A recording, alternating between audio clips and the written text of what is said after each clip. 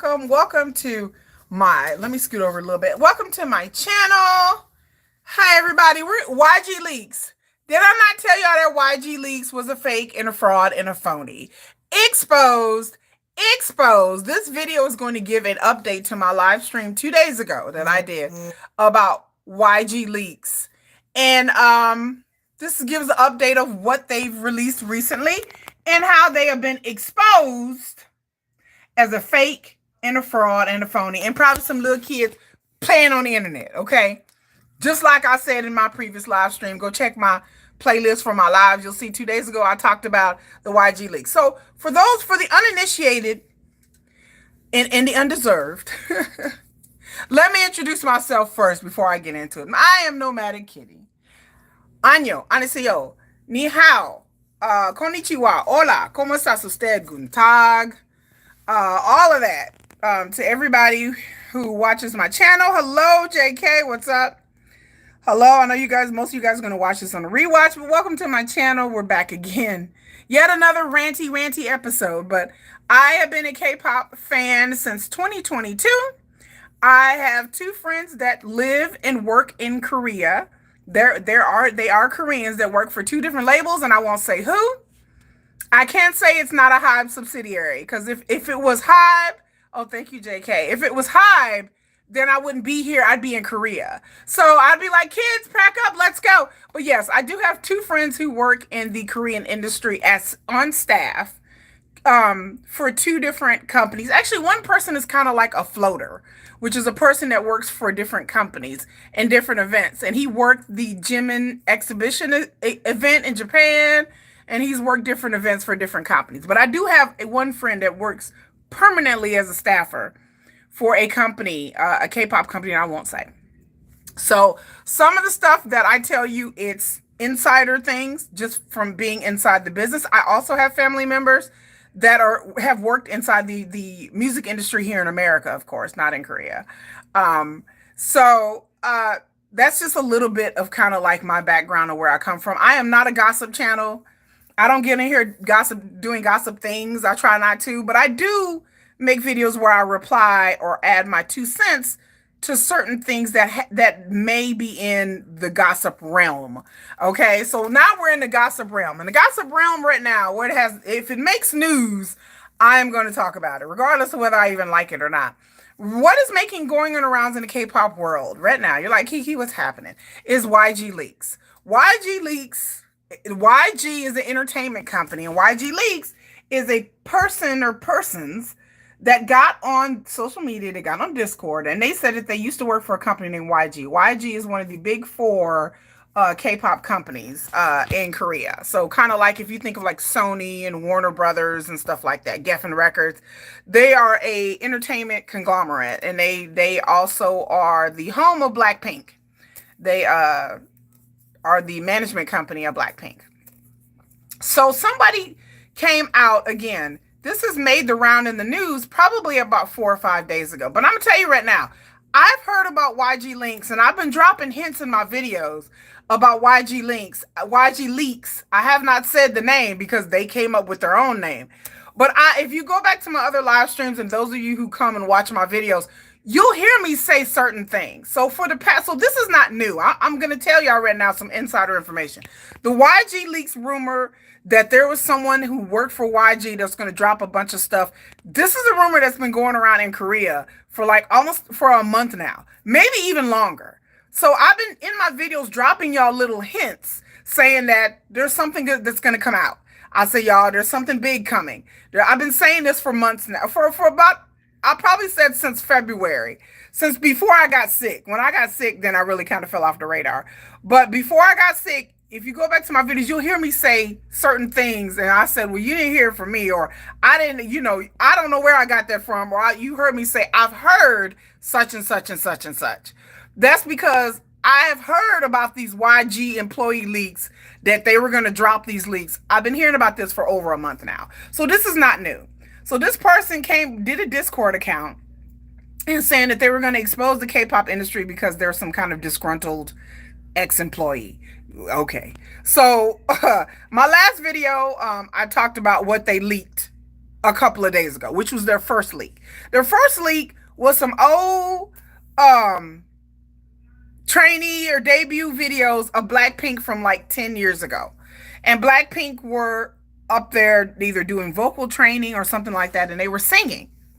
And the song that they were singing was an American song, and it had the N word in it. And so this YG Leak person leaked this video. Now, these videos are not new. I'm just going to say it again because I've been reading articles this morning and people talking about these are leaked videos. These are not leaked videos. These videos are actually on the internet. I said it in my last live stream. These are not new videos. These are matter of fact, these videos were actually on a Blackpink DVD, y'all. So these are not new videos. Um in the videos that were out there that you can find, the company has dubbed over the song and they replaced the song with another song and not the song that they were originally singing. So I'm sure if you go back far enough, you can probably find those old videos posted a long time ago, like 10, 11 years ago, unedited. So it's not completely out of the realm of possibility that they found these videos online. JK said, you don't believe anything without proof. Yeah, I told y'all I don't believe anything about proof. So people were getting riled up. Blackpink was catching heat. And let me say that I am really low-key not a Blink. Yes, I'm a Lisa stan. I am Army. I am BTS Army. I like BTS. I like Blackpink. I know some of y'all feel some type of way about that. I have nothing against Blackpink. I am New Army. So I don't have that animosity that a lot of y'all have against like the flame wars. I'm not on X. I'm not on Instagram. I have a TikTok channel. If you want to join me on TikTok, I'm Pneumatic Kitty. I am on Weverse and I am on here. I don't do X at all. At all. You can't get me. There's not enough money or sugar in the world to get me to sign up on X. Not gonna do it. I am on Blue Sky. X, no. Instagram, no. So I don't run Reddit, no. I don't run in these streets like some of y'all in these social media heavily. So I don't. I'm New Army. I've been Army since June. I would say June and July last year. So the things that these YG leakers have threatened, they said they released the debut videos. They spread all over the news like wildfire. I told y'all in my last live stream, I said, y'all just wait.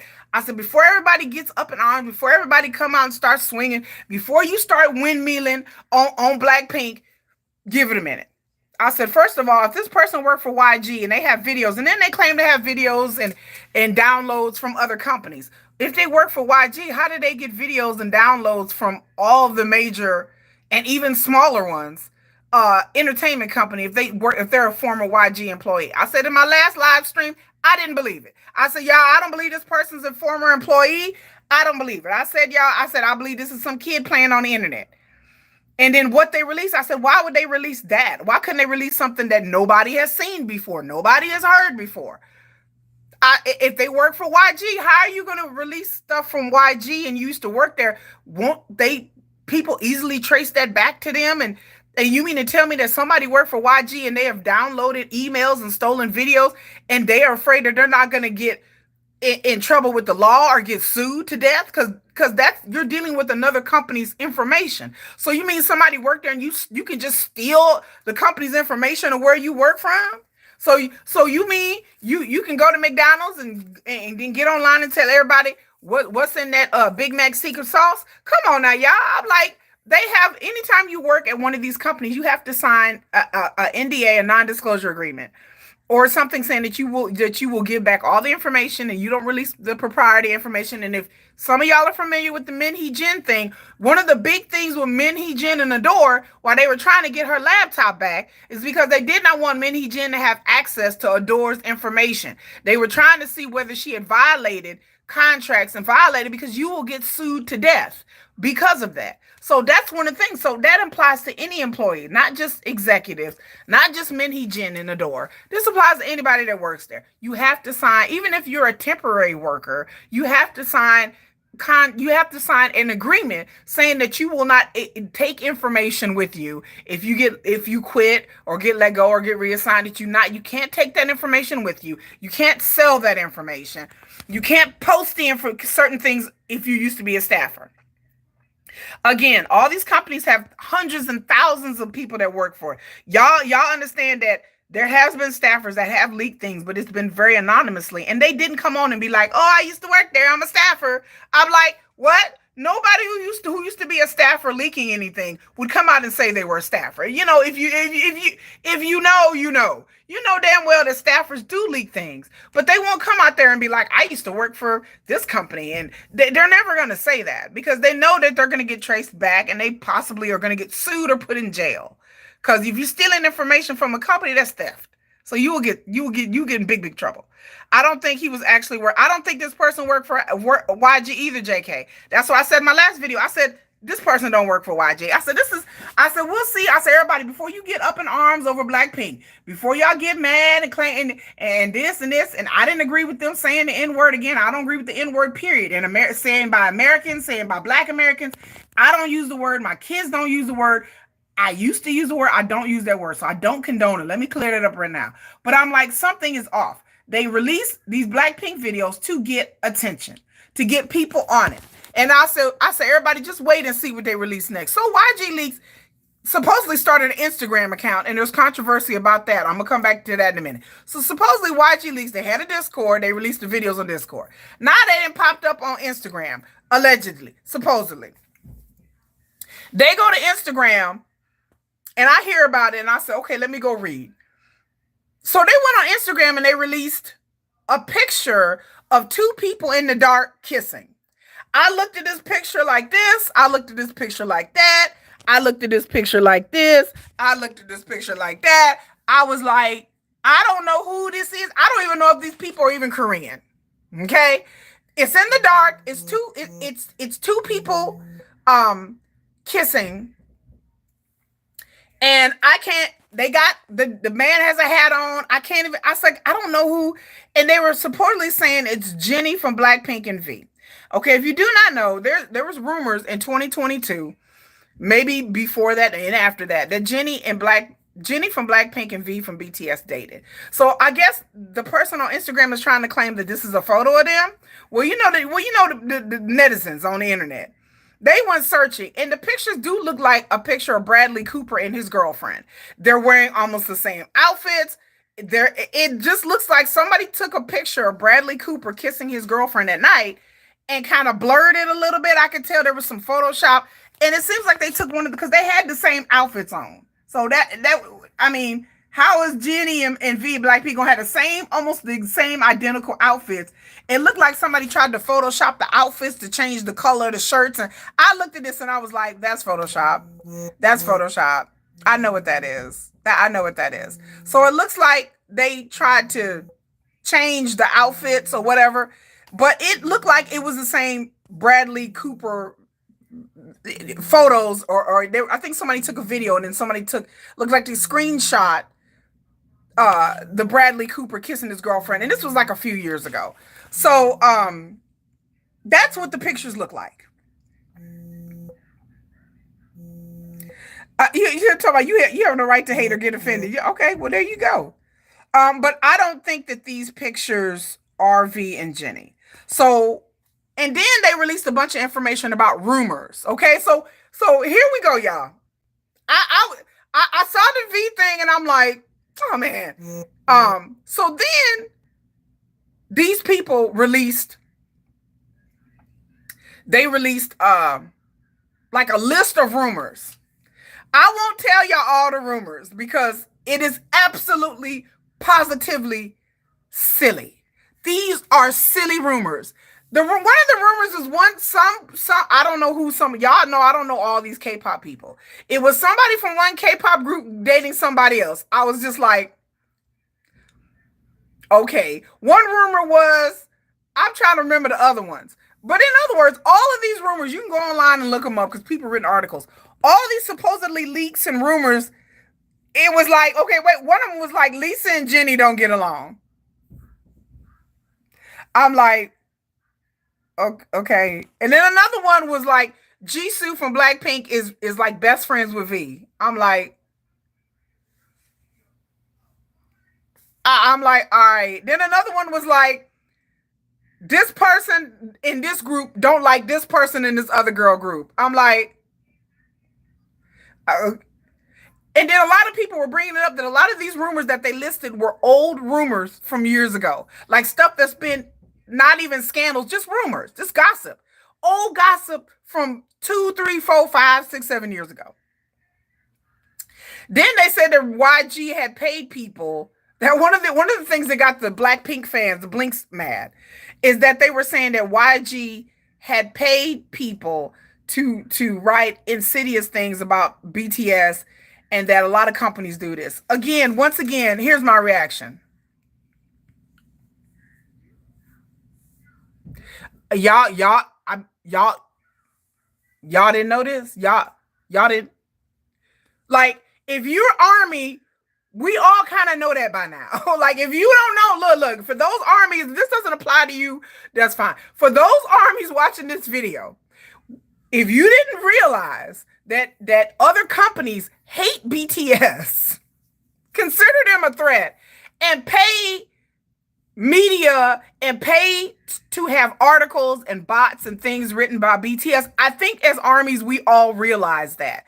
That's not nothing new. That's not a flex. Like, ooh, guess what I found out? These are things that I've said in my videos over and over again. These are things that we've always suspected, and some of us have accepted it as fact. That this is part of these companies' PR and marketing strategies to take down HYBE. Like, we've always known this. I knew this even before I was BTS Army, when I was researching about BTS last year and the hatred that BTS had. And I'm like, why do people hate this group? I started to realize, I said, oh, this is orchestrated. I said, oh, some of this is really hate and hatred from the fans. But a lot of this is companies coming together, allegedly, in my opinion, coming together and creating smear campaigns against BTS, in particular, and HYBE artists. And other companies do this as well. So, but for BTS, it's really ramped up. So the fact that people were like, that this was part of the YG leaks, I'm like going, okay, well, I thought we all kind of knew that. Like, we know, armies know that. We know the links that companies have done to try to smear BTS. I know that, being Baby Army. JK says yes. Every company does this. Yes. Oh, they said, okay, let me read some of the leaks what JK is telling me. One of them is RM has a boyfriend. One of ENHYPEN members is gay. I like, look, I'm not trying, look, okay, first of all, I like ENHYPEN. My bias is the one that they saying is gay. If you know, you know. Okay, there's been rumors going around that this sassy member ENHYPEN, child, if you can't, I'll say less because I'm not trying to out anybody and I don't know for sure. But my bias in ENHYPEN, they've been saying that he's been gay for years. If you know, you know. Okay, I think I did a YouTube short about him. He's my bias in ENHYPEN. I went to go see ENHYPEN in concert, y'all, in 2023. If you know, you know. You know who I'm talking about. Automatically, y'all are like, oh, I know. If you know ENHYPEN, you know who I'm talking about. So the idea that he's gay is like, I'm just sitting here like this. Just that RM has a boyfriend. They could have came up with somebody better than that.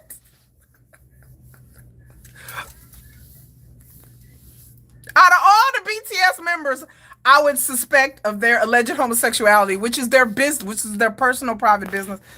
RM would be the last one. But then again, you never know. Like, I'm not saying that it's completely baseless, but you know,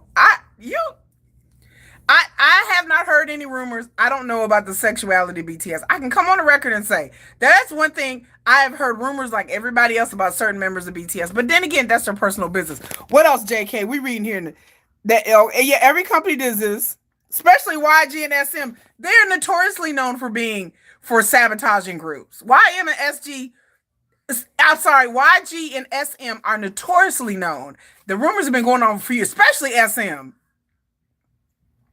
Y'all, I'm gonna do a whole video about SM Entertainment. I think that's gonna be my next video. I could do Like, if you do not know the history of SM Entertainment, it is one of the most fascinating things I have ever watched. Somebody did a beautiful video. I'm going to do a deep dive on SM because it is fascinating.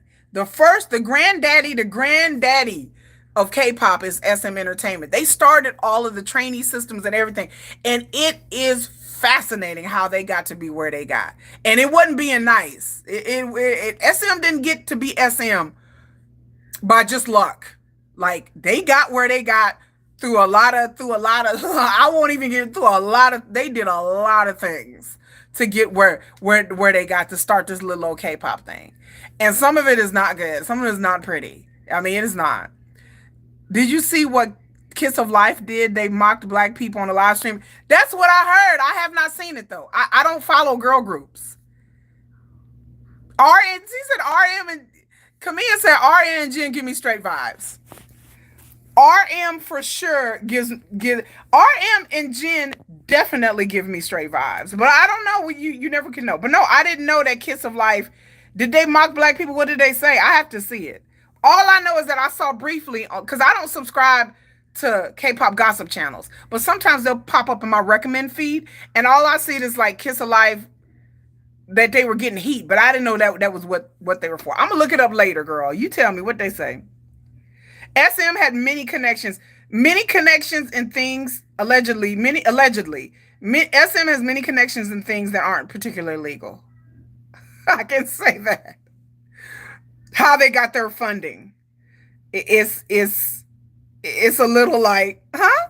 Like, how did they get all this money? That they had financial backers that may or may not have been on the up and up in some ways. But I had to go see the Kiss of Life thing. Did they mock black people on their live stream? I have to see it. I'm gonna have to see it again. I don't like girl groups, and I barely know anything about Kiss of Life. But yes, but yes, that's what some of the rumors. If y'all know any other rumors, y'all let me know because I was just laughing. I was like, these are not even anything that was substantial rumors. These are things that've been out for a long time in some way or form. So these are all like gossip and rumors. These are not when the YG leaks came with it and said it with their whole chest that they had all this explosive information. I didn't think they was gonna sit here and list a list of things like a gossip channel. Like, I'm just like, okay, where the video at? Where the emails? Where the video? Where's the evidence? I could get up there and list a bunch of stuff and be like, well, this person did this, and I'm just like, y'all are listing gossip stuff. Like, I'm like, where is the real evidence? If they're saying some member is supposed to be gay, I'm like, I thought they was gonna post a picture of the dude and his boyfriend hugged up or something. I'm just like, this what y'all post? Y'all just post rumors? I'm like, okay, and rumors that have been out there. It wasn't anything. So now people are online clowning YG leaks. People are like, have written articles and people are clowning them. BTS armies have dissed them thoroughly. Because then they talked about Jennie and V again. And I'm like, okay, we still on this? That's not news. I'm just like, and in that picture, and then I was like, that could have been anybody. And like I said, let me back up.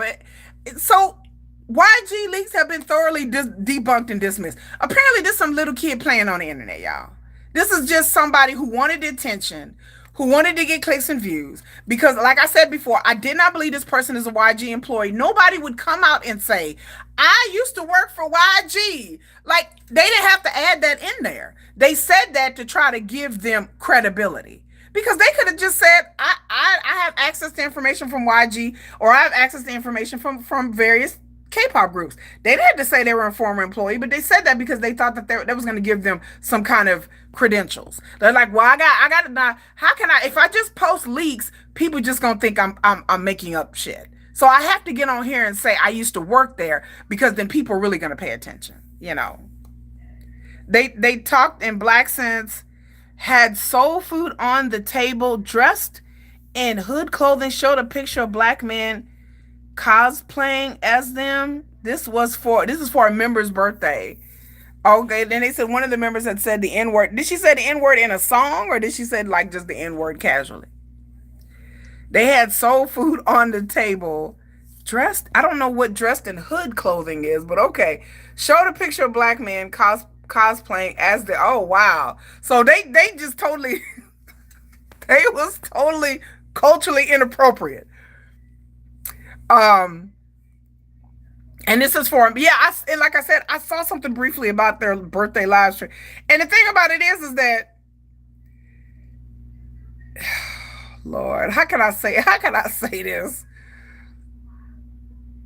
can I say this in a way that's tasteful? I can see Koreans doing that because a lot of Koreans are not culturally aware, but I don't know what label is Kiss of Life with. Let me ask that question. I'm barely familiar with Kiss of Life. I've heard some of their songs. What label are they with? I need to know what label they with. Are they with one of the big four? They're not one of the big, are they? They're not with one of the big four, are they? Y'all let me know. They acted like the stereotype is this. I understand. I mean, I understand, but then I understand because I know Koreans.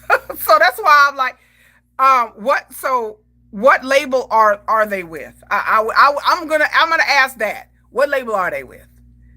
Because for most of the big three or the big four, in order for them to do a live stream, I don't know how they do it in other smaller labels, but for the big labels, they have to tell them what they're going to do on the live stream. Not unless they real big, like BTS or something. Okay, well then there you go. S2 Entertainment. Because I'm going to say, I know they couldn't be part of the big four. Because the big four has more of an international fan base. I want to tell you right now, Kiss of Life are very popular in Korea. Kiss of Life are not a very big international group. S2 Entertainment, I barely know anything about them. I don't know anybody who's ever worked for them, but they're a smaller company. I can understand, I don't agree with it, but I can understand how that would happen. I thoroughly understand the things that I've heard from Koreans, and not them trying to be offensive and not trying to be hurtful.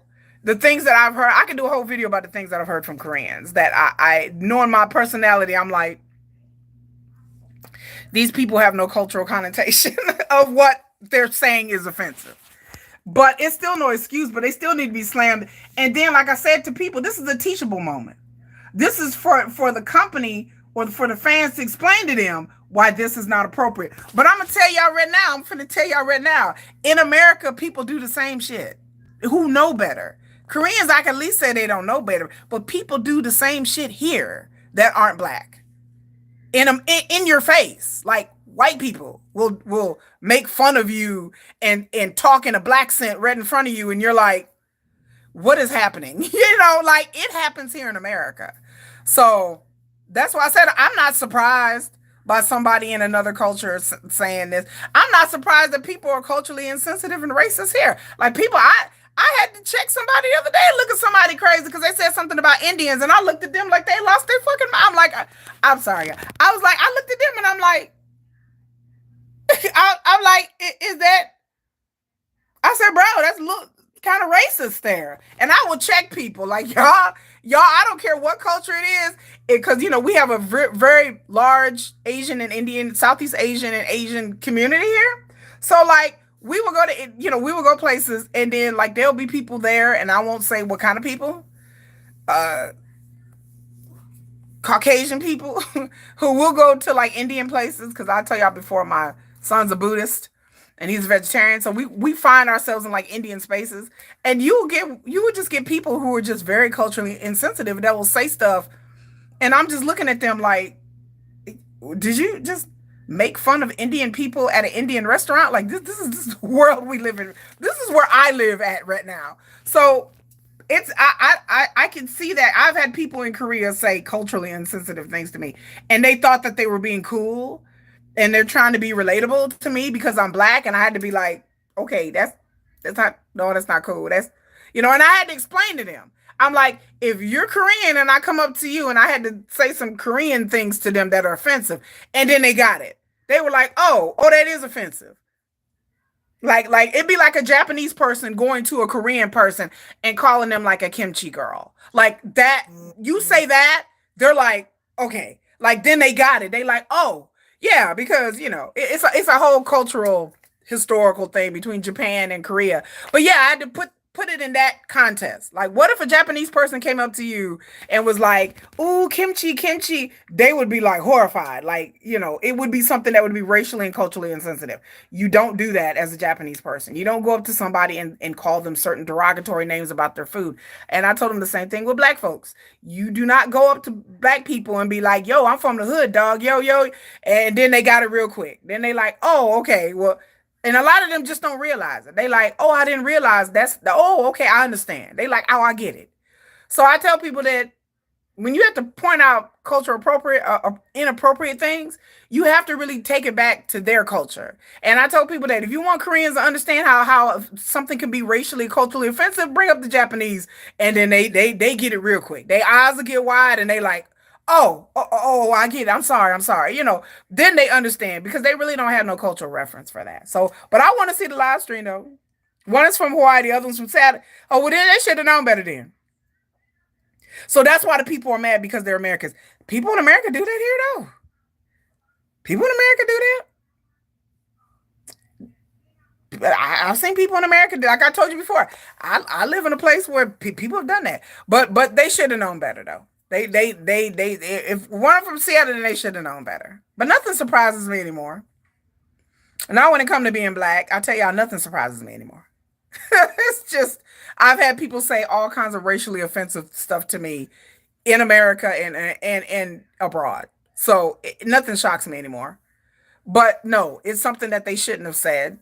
But then again, like I said, their fan base is mostly Korean, and then they have a smaller company. And like I said, in the big companies, whenever they do a live stream or talking about doing a birthday celebration, they want to ask them, okay, what are we doing? What like it goes through a process. The exception to that I've seen is BTS. Now BTS is different. BTS can come on, do a live stream, sleep on the live stream, fold their draws, and do whatever they want to do on the live stream.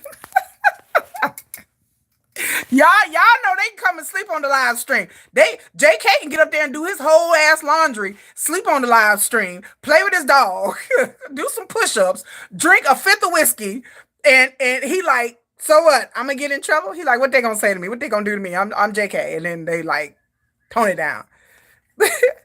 Your internet is lagging today. I'm sorry, JK. Y'all internet is, but yeah, Jungkook can do it. BTS can pretty, but BTS know better. They've been around for a long time. But I agree with you, Camilla. Kiss Alive should have known better. They should have known better. If they're from Hawaii and Seattle, then I can't even give them that pass. Then they should have known better. Then they deserve to be slammed. Because that's some racist stuff. They deserve to be slammed. So yes, they deserve it.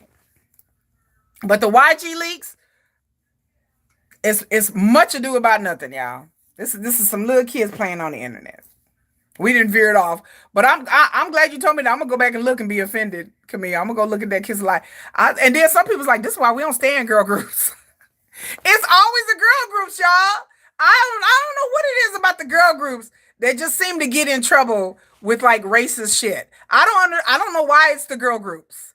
I don't know what it is, but I've heard out on these internet streets that some people are saying they don't stay in girl groups because the girl groups tend to be the most problematic. And I was like, is that true? And now I'm like, maybe that is true.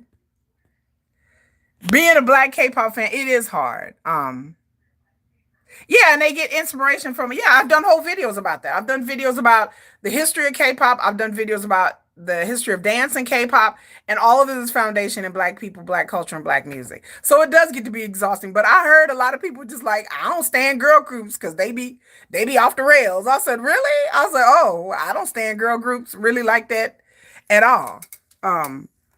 Period. I just stay in my lane with BTS. I can say that BTS, and like I said in my last live stream, I said, y'all do understand that they are singing songs and mimicking dance moves and music that they have no foundation for. So I would say this before and I'm going to say it again. These trainees, a lot of them don't know black music. They know like Michael Jackson, Beyonce, Jay-Z. They know like the big heavy hitters, but they have no foundation of a lot of times of black music and no appreciation.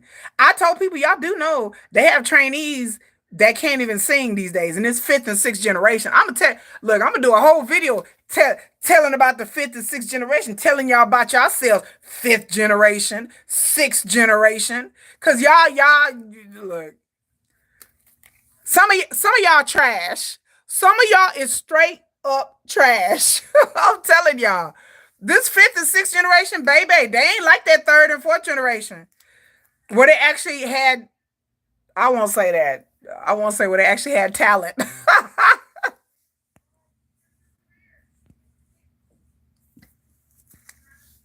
How y'all doing today? I was about to say when they had talent. Y'all so look, I'm not saying they not talented, but oh, you still third generation? Girl, I'm still third. I'm third and fourth over here, girl. Like this when people really liked music. Like I said, I can say many things of y'all can say whatever the hell y'all army haters want to say about BTS. BTS got where they got. One of the reasons is because a lot of us fans love the message that BTS has always preached about loving yourself, about diversity, and BTS has a foundation in music. RM knows his music. Sugar knows his music. J Hope, Jim and Jungkook V, they all know these are people who love music.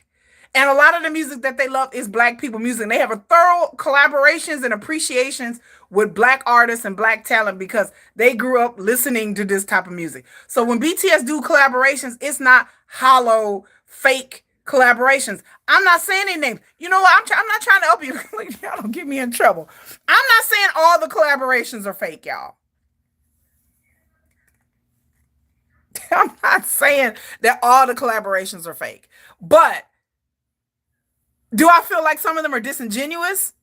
Yeah, I do. And speaking of collaborations, YG Leaks also tried to say that The Weeknd fell in love with Jennie. I said, I'm like, is that even a scandal? Like, why wouldn't The Weeknd not fall in love with Jennie? Like, that would be the real question. I'd be like, Weeknd, are you gay? No, yeah, it's just like talking about The Weeknd fell in love with Jennie and blah blah blah, and then he wanted Jennie to be with him or whatever. Well, he's The Weeknd. Like what?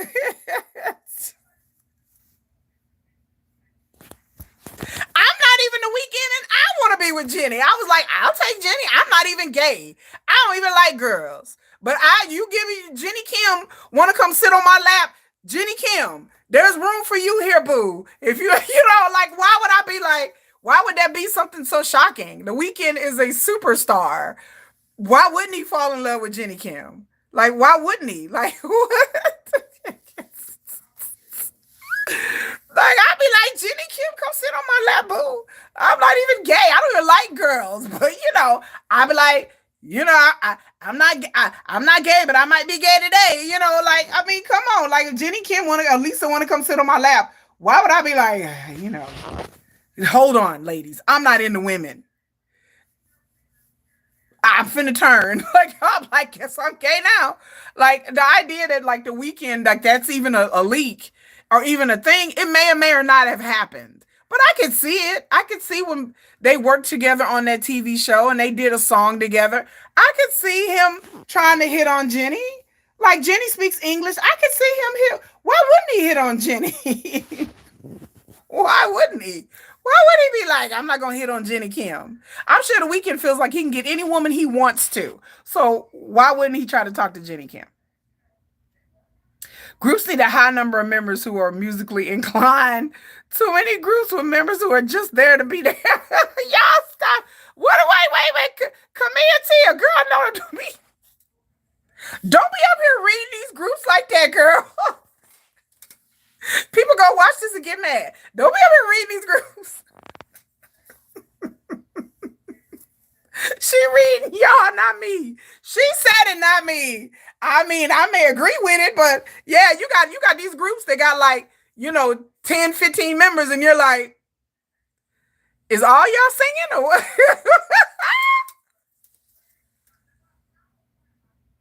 Some of them singing like 2 words in the whole song. Some of them are like, oh,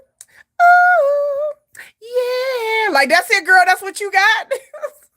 Some of them ain't even dancing in the back. They just going through the motions. They just like, shh, what am I having for dinner tonight? Like, okay, let's see. I think we're going to that steak place. They back there talking to the other members of the group. Girl, what we having for dinner tonight? Oh, we going to that steak place? Yeah, we're going to that steak place. Okay, girl, shoot. How long we got? Oh, we got 10 minutes. Oh, we way in the back. Ain't nobody gonna see us anyway. We can discuss our dinner plans.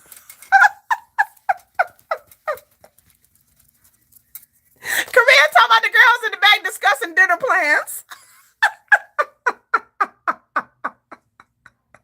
Girl, what you doing tonight? I don't know. Talk about, wait a minute, is they even dancing back there? Like, I think they discussing what they finna have for dinner back there, girl. They talking. Like, how many verses did you sing on this song? I don't know. I said a bunch of oohs and ahs, girl. That's it. Like, how did you get in this group? Oh, because you're cute. Because a lot of them be in that group because they cute. Girl, you know they in the background making dinner plan. They're like, girl, what you doing tonight? Girl, I don't know. Girl, what you doing? I don't know. Break it down, girl. It's body roll time, girl. We'll get this right, okay? Talk about they just wanted to be an idol, right? A lot of these fifth and sixth generations just wanted to be idols. That's it. They wanted to be famous. They saw BT. They grew up watching BTS. They wanted to be famous. They not real artists. They didn't want to be singers. Like, being in the music industry is not their passion. It's something that they wanted to do, to be rich and to be famous, to take care of their families, to be seen. It's ego. So yeah, the fifth and the sixth generation get a side eye from me. They literally singing ooh ah on a song, especially when there's a bunch of them. It's like, how many girls is in this group? Like, I don't know. There's like 10, 11 of them. Like, I don't even know y'all names. Who is y'all up back there? I ain't saying no names of which groups we talking about. Kepler. But anyway, let me get off of Kepler. Anyway, I ain't saying no names, Kepler. But y'all got members that people are like, are y'all gonna create a subunit? Like, what? You need groups like Little Mix, N Mix, and what is it? You talking about Little Mix or N Mix? N Mix can sing for sure. They not like 10 of them. I'm like, I ain't saying no names, Kepler. Like, how many of y'all got in this group? I don't even know y'all names. Like, what? Anything more than 8 is excessive.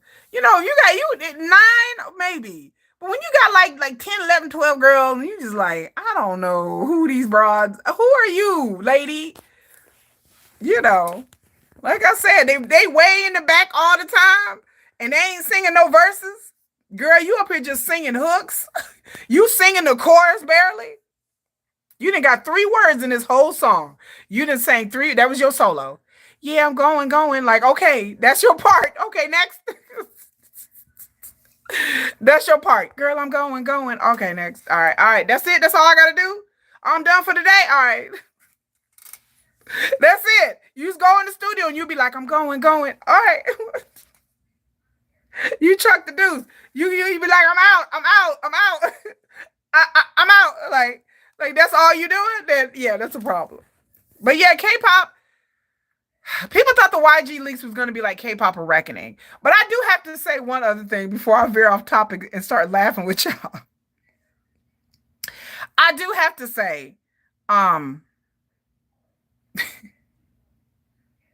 they need someone like IU. IU's a real singer. IU's a real powerhouse. She been in the game a long time. IU, much respect to her. I love IU. I love IU as an actress. That's how I found out who IU was, as an actress. I didn't know she was a singer. Because she's in one of my favorite K-dramas of all time. I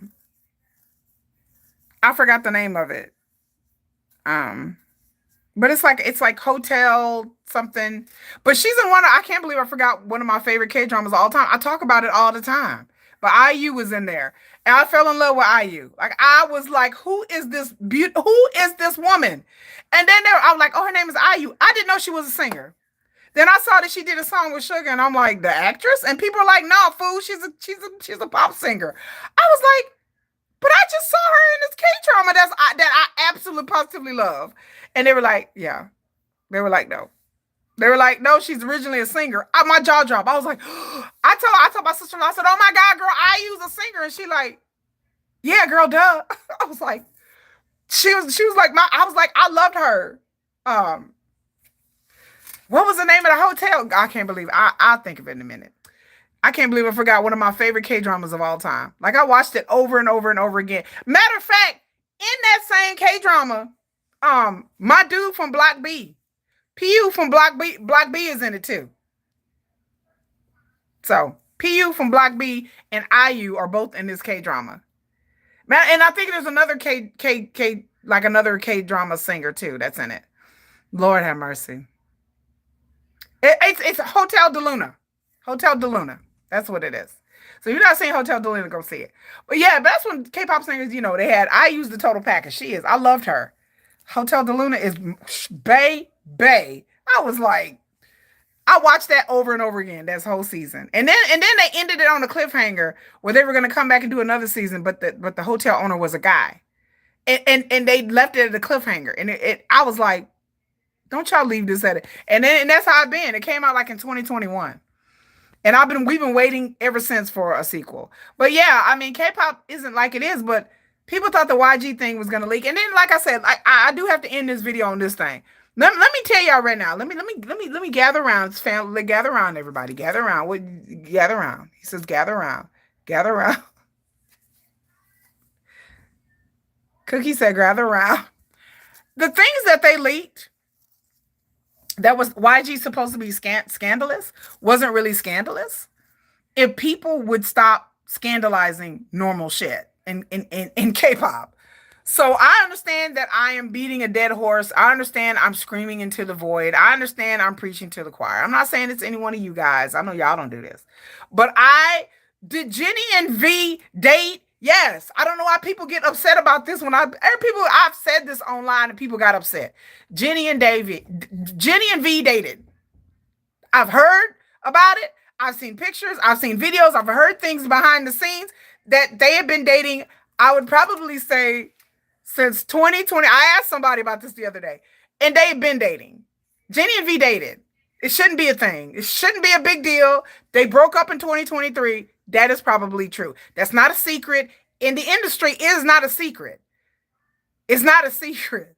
To the fans, it's like this thing in contention somewhere. And I'm like, this is not a thing. I was like, I thought even I knew before I was a K-pop fan, I knew they dated. Like I saw the video and I'm like, congratulations. Look at them two beautiful ass people just coming together. And everybody, and I didn't know that people were upset about that. But I'm like, they dated. Like there's no doubt, and there's no doubt in my mind that the photos and everything were leaked on purpose. Not the YG leaks, but back in 2022 it was leaked that they were dating. And I think I've said it before that I think that they've leaked it. And I've heard people say almost the same things online. They were like, this is a little suspicious. And I'm like, it's suspicious because I think they leaked it themselves because they wanted to go public and see how to. And then they broke up. Whatever reason they broke up, I don't know and don't care. My whole point about it is whether V and Jennie dated or not, whether they dated or not, it's not the point. The point is that's their personal private business. It is none of our business whether they date or not. It is not my business whether who this person may be gay, this person may be straight, this person may be a lesbian. Y'all know I talked about in the live stream about these two female K-pop singers that were fighting over a female actress that they were fighting over this chick. They were fighting over this chick. They were supposedly friends with this chick. They were quote unquote friends with this actress, a K-drama act, but they were dating her and she was dating them at the same time. And one of them bought her a car. This is not nothing new. And they were supposedly friends and they were spending the night over each other, but nobody blinked the eye because they thought they were friends. So I tell people a lot of times, when y'all think these male idols are going out with their friends, I say y'all do know they really going out with the person that they're interested in. So there are certain people in the industry that you think that they are really good friends, not their bandmates, but outside of their band that you think, oh, they're really good friends with this actor or this person of the band, and really they dating that person. But that's neither here nor there. But that is their business. That is their right to privacy. I never want to invade BTS or anybody's right to privacy. If Jennie and V wanted to date, go with God. I don't feel either way about it because this shouldn't be a thing. It shouldn't be a scandal. They're grown people. They're dating. I tell people this all the time. For the people in the back, once again, Felix, can you please tell them, Felix? Please, Stray Kids. Please, Stray Kids, tell them. Stray Kids. I know y'all want to tell them that people date. They're grown. They're right. They have a right to privacy and a right to their own lives, though. But if K-pop fans would stop making this a scandal, people wouldn't come out and be like, "Oh my God, this batch got a scandal. This person don't like that person," and I'm like, okay, I, okay, like this person don't like this, or this person doesn't like their bandmate. It happens. There are people who are in the same group that don't like each other. They have a strictly professional relationship that they don't get along. They're just people's personalities clash. They just don't like that person's personality. And it's nothing against that person or they've done anything to them. It's just sometimes people just don't like people that they work with. And sometimes people are really, really close to their bandmates, and some people aren't. And that's okay. It's okay for them not all to like each other. And then sometimes they like each other and sometimes they don't. That just comes with being family. Sometimes you like your brothers and sisters. Y'all know, y'all got siblings. I don't have siblings. But I understand with my kids, sometimes they like each other and sometimes they want space. They like, okay, I'm tired of dealing with you. Like you go over there, I go in my room, and then later on they'll come back together and we'll all go to the movies. But I understand that sometimes people need space. When you're working and living with somebody and you're in each other's space, you get on each other's nerves and sometimes you need distance. And it's nothing like anything like it's something toxic, but just sometimes family don't get along. And so there's no scandal when certain members of certain groups don't get along. If all the BTS members are not cohesive and they have working relationships with people, I'm not mad about that because they're growing, they're changing. Maybe their personality used to be one thing and now it's something else, and then another person don't get along with another person, they have fallen out. There's rumors going around that certain BTS members have had fallen outs with other ones. There's been rumors like that apparently for years. And it's not a scandal. I'm just like, they're human beings. Like, of course they're not always going to get along and like each other. But the point is that when they do come together and they do good. When they come together, y'all create music, y'all rehearsing, y'all professional. We professional. BTS has always been professional. In Hyphen, TXT, all of these other groups, Shiny, Super Junior, all these groups have been around for a long time. They all come together, put their differences to the side, and come out and create good music. And that's the sign of maturity. So the things that are scandals, the dating scandals, I will take it to my grave. When the dating scandals cease to be a scandal. I want idols are dating, y'all. They are dating each other. They are dating each other. They're sneaking around. They are having flings. Some of these people are playboys and playgirls. Some of them have multiple flings with multiple dudes, with multiple ladies. Some people that they will never get married because that's just a lifestyle that they have adopted. Some of these people are homosexuals. That's their right. I'm not gonna get it. I'm not gonna speculate. This person's gay. This person, you know what? I just be like, I'm still gonna support you. I don't care who they take to bed with them. But the thing about it is, these things wouldn't be scandal if people would just be like, and just not pay attention. Just be like, like, all right, like this not this, like nobody would care. This person don't like this person, this other group. Yeah, right. Like yeah, like they fight like siblings. They're talking about the siblings fight like cats and dogs. Yeah, y'all know it. Y'all got brothers and sisters. Y'all know that sometimes you don't feel like dealing with your brother or sister. You just be like, get out of my face. Like, I'm just tired of dealing. I don't want to see you right now. Like, my kids act like that. Sometimes they just like, get out of my room. Get out, get out. They want their privacy. They want to be with their friends. They want their alone time. You don't feel like dealing with your sibling. You're like, oh, she getting on my nerves today. Like, all they do is whine and all they do. I'm like, yeah. You have your complaints. Everybody has complaints about their family. Sometimes your parents get on your damn nerves. Sometimes I get on my kids' nerves. It's just being a human being. That's just part of it. It's part of being in a group. But the thing about it is you have to be able to get over it and just move on and not disintegrate into madness and then you break up. I don't ever see a day where BTS would break up. I can tell that BTS is business minded. They stay on business regardless of how they feel about each other, regardless of who's getting along. There's only a few things I could think of that would drive BTS apart, and it would have to be something really, really low. Like one of them would have to steal money from another one, or one of them would have to spread rumors about another one, sabotage another one. One would have to do something to one of their families or their girlfriends or their wives, like try to date them behind their back. Then I could see them breaking apart. But then again, I could be wrong. Like all of this could have, like for all we know, all of this could have happened and more, and they still stayed together. We don't know what happens behind closed doors. I mean, I haven't heard about anything that's scandalous with BTS, but it has happened. There are groups where they have dated the same girl. I ain't say y'all didn't hear it from me. Y'all did not hear that from me. But there is a K-pop group that's active right now that they have dated the same girl. Not by accident either.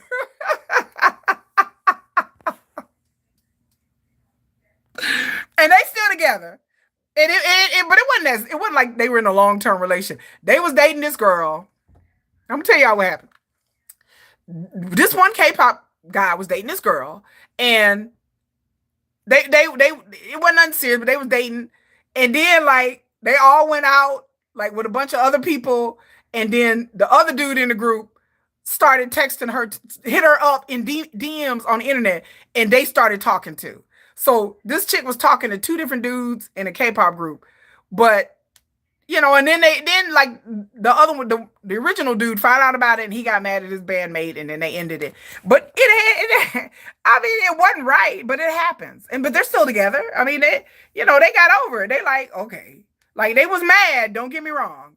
It took a while with some hurt feelings. It was egos, because it's not like he really liked that girl like that. It's not like they were together for a long time. They were only together for a couple of months. And she kind of like flirted with the other band member, and then he kind of like took it upon himself to go ahead and started dating her too. And so it happens, and then you be like, this is not worth enough for us to break up our group because of some chick. Like, we're over it. And so you apologize, and let's get down to business and just move on, separate. It happens. Like stuff like that kind of happens. It happens in families. It happens in K-pop, but people don't talk about it. Football player, the same girls still play the game together. Yeah, it happens everywhere, JK. Yeah, I can't see BTS breaking up anytime soon. The only way I can see BTS quote unquote breaking up is them not really breaking up, but them doing their solos. Like I could see them being like, okay, we've come together, we released a new album, we've done a concert, we've done all the things. And now I can see them in like 4 years, maybe, going separate ways to do separate things. And then they would come back again and do like a reunion tour and them coming back every couple of years and just doing their separate things. So I told armies to get ready for it. I can't see any foreseeable future why BTS would still be together like they have been. Because I believe that BTS, the members have grown and they've changed and they've gotten older, and some of them want to do other things besides just music. I believe some of them want to get into business. Some of them don't want to be in the spotlight anymore. Some of them are like, this sucks, and I just don't want to be in the spotlight anymore. So I told people, get ready. I wouldn't be surprised if Suga just be like, I don't want to do this anymore. I want to go be a producer. I want to start my own music company. I can see Suga starting his own music group and his music company, just like Chairman, just like Hitman Bang did. Hey everybody, it's me, Hitman Bang. Just like Hitman Bang did, I can see Suga doing that, going off into that direction. Me starting my own agency, my own production company where we produce for all of the artists in America and in Korea and in Asia. I can see Suga just going behind the scenes and just saying, I don't really want to do this anymore. I want to be behind the scenes and producing music, and just maybe come out with a song here and there every once in a while. And that's it. Not everybody is Jungkook and Jimin. Jungkook and Jimin, barring health issues, I see Jungkook and Jimin always wanting to perform. Especially Jungkook. I can't see Jungkook sitting in an office somewhere. I see Jungkook on the stage. I'm telling y'all, he gonna be like JYP. I keep saying this. When Jungkook turns out to be JYP, y'all don't look at me. I don't be like. I'll be like, I called it. I could see him still coming out with songs, still performing in his 50s. I could see Jungkook up there singing on the Mnet Awards at 53, and everybody just like, yeah, he still got it. I mean, he'll have it better than JYP will. He'll have it a lot better than, but I could see Jungkook still performing in his 50s, still going out there, still performing music. Hopefully not embarrassing himself like JYP. I love JYP. I have a crush on JYP, but y'all know when JYP got in that clear suit. Y'all know when that man got out there, he took about at 53. Y'all know Jungkook gonna be out there in his 50s. Lord my God, BTS Terrell here. Y'all know Jungkook gonna be out there in his 50s wearing a clear suit, singing, and y'all gonna be like, yup. And they ain't even that old. Y'all, wait a minute. Hold on just a second. That is not even that old. What am I saying? What am I saying? He's gonna be out there in his 60s. Girl, child. Whew. Okay, I'm dating myself because I'm like, wait a minute. Hold on.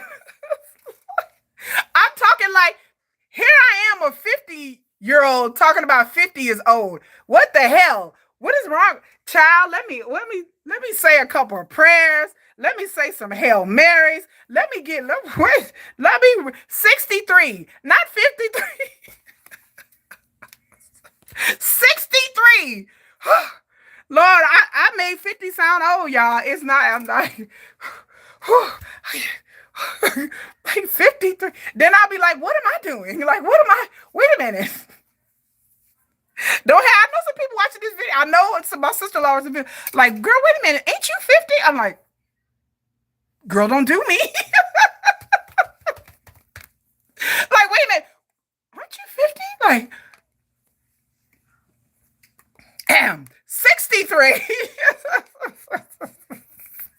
Because 50 is the new 30. Just in case y'all didn't realize. I am Asian. I do this all the time. My kids will be like, oh my God, 50 so old. I'm like, they're like, oh, not you, mama. Not you, mama. Not you. Like, I got a whole K-pop. They're like, ain't nobody listening to K-pop. Ain't no old people listening to K-pop. I'm like, oh, mama, not you. Not you. But you're not old, oh, mama. You're not. I'm like, not you, mama. Like, I'm like, okay, clean it up, kids. Like, but mama, you know, we forget how old you are. You're not, you old, but you're not that old. Like, yes, I'm 50. I can see Jen becoming an actor and a family man. Oh, I can see Jen being a family man. I can't see Jen. No, knowing what I know about Jen, I don't see Jen being a family man. Jen gives off such me. Look, let me tell you, out of everybody in BTS who gives off me vibe is RM. RM gives off me vibes. RM, but Jen gives off me vibes too, because Jen don't want to be in a relationship. And that's, I said to Jen, be like, not today. I'm gonna pass on that, and that's how I feel. RM is in his. I don't know if when RM will get married. It may not be until his 40s, and that's fine. I mean, that's fine. But I can see RM just being fed up with the whole thing. Come I look nowhere near 50. Yeah, I'm 50. I like people forget, and then the braces fool. And I was like, I think it's the braces that fool people, but people be thinking I'm real young. Like online, people think I'm like. I've had people like talk to me like I'm a little kid, and I'm like, I'm old enough to be your grandmama. Boy, if you don't get on. But I think RM probably won't get married, but they deserve to go out and live and lead their lives. What do you think, RM? Do you think you deserve to go out and lead your life? What do you have to say, RM? RM says, yes, I'm going to live my life. However, I'm going to heal and I'm going to do my thing. You know, see, RM has spoken. So RM is telling you guys right now. JK said I look young. I know people say I look young. RM, you heard a rep from RM, y'all. Now, Sugar, I don't know what to say about Sugar. I don't ever see Sugar getting married. Like, I told y'all, Sugar is not the man. Sugar is not the man to marry. Sugar has other uses, but marriage ain't one of them. Like, and I love Sugar. Sugar's my bias, and I love him to death. but he wouldn't be the kind of man I would settle down with. Like he's too passive aggressive. He's too like I don't know. Sugar gives off. I hate to say this about Sugar. Sugar gives off very fuckboy vibes.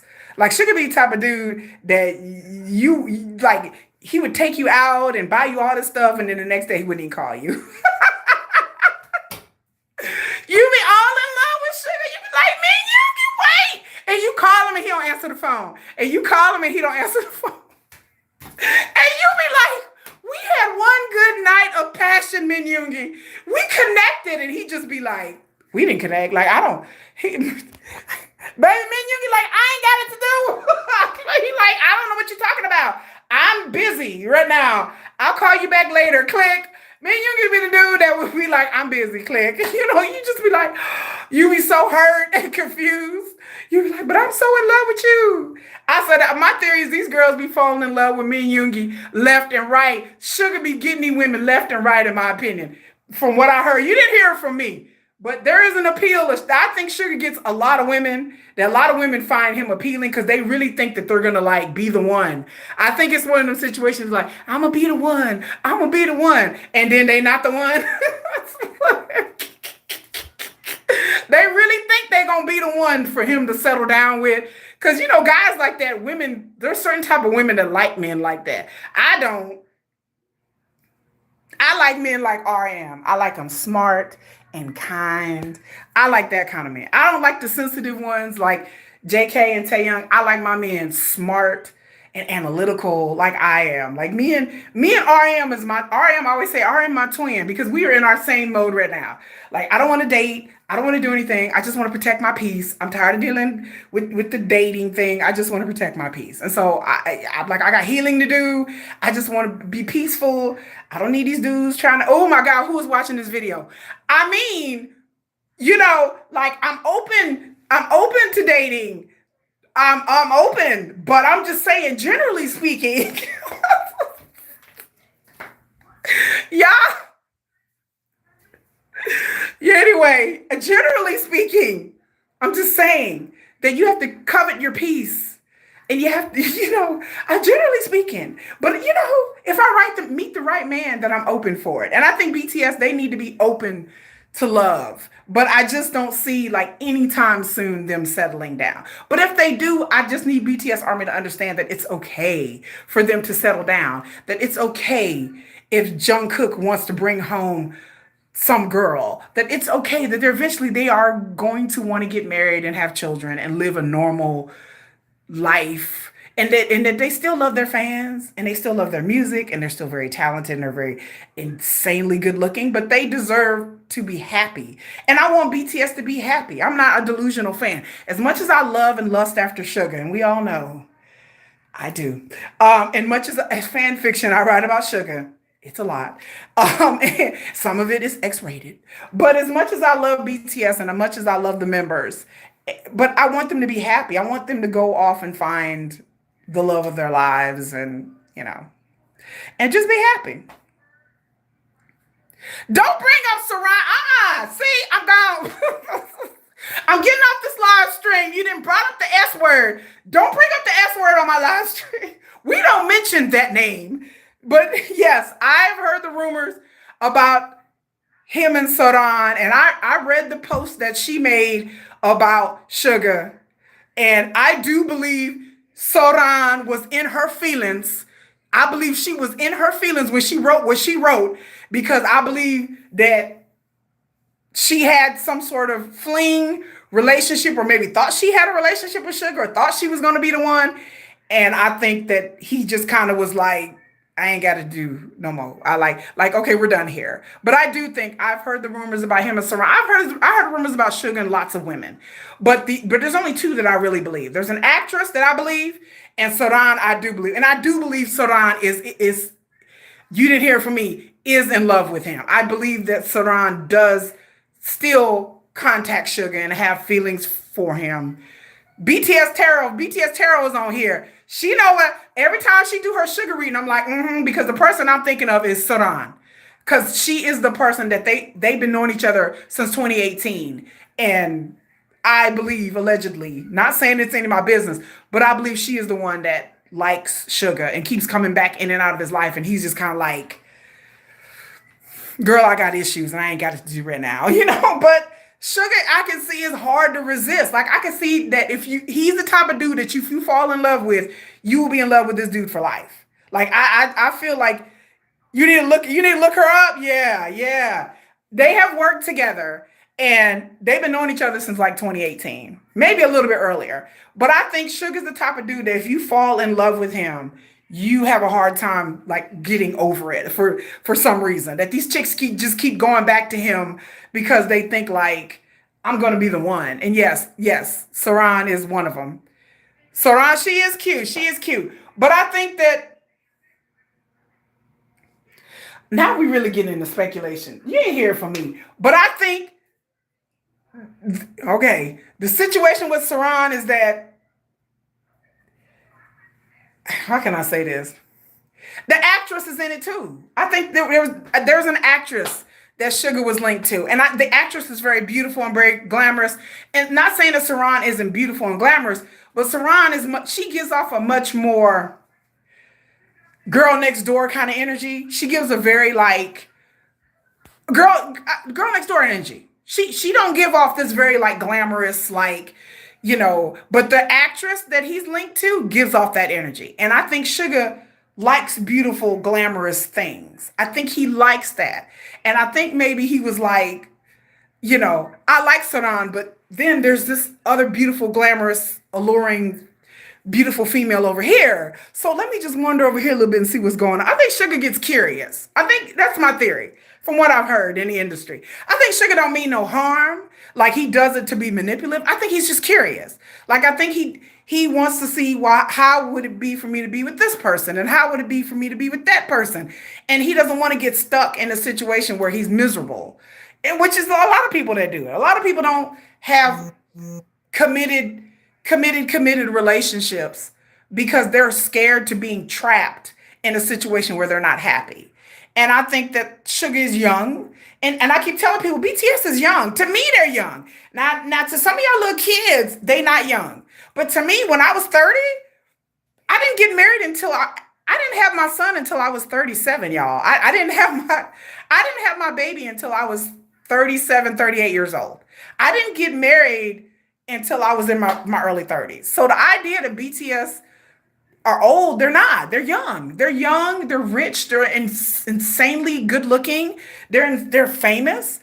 They shouldn't want to settle down because you can't tell a person's motivations even in real life. But imagine being them and having to meet women or men and then not knowing whether this person really likes you for you or they clout chasing. Are they going to turn around and blackmail you? Because I've talked about in my other live streams that y'all, this goes on in the K industry, that they get with people who are just groupies and hangers on. And these people will turn around and blackmail them. Just like that Parasite actor that took his life, how he was being blackmailed by that chick. This goes on in the industry.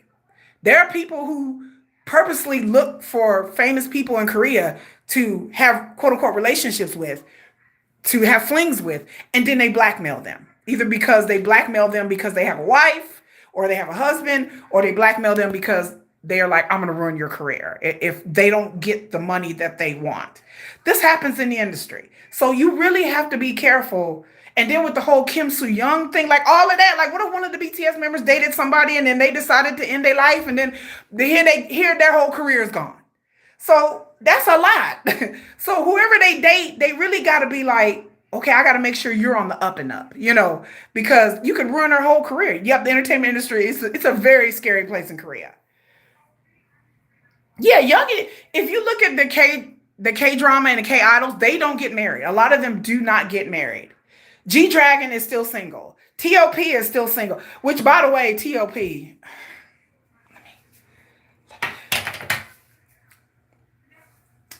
Let me just.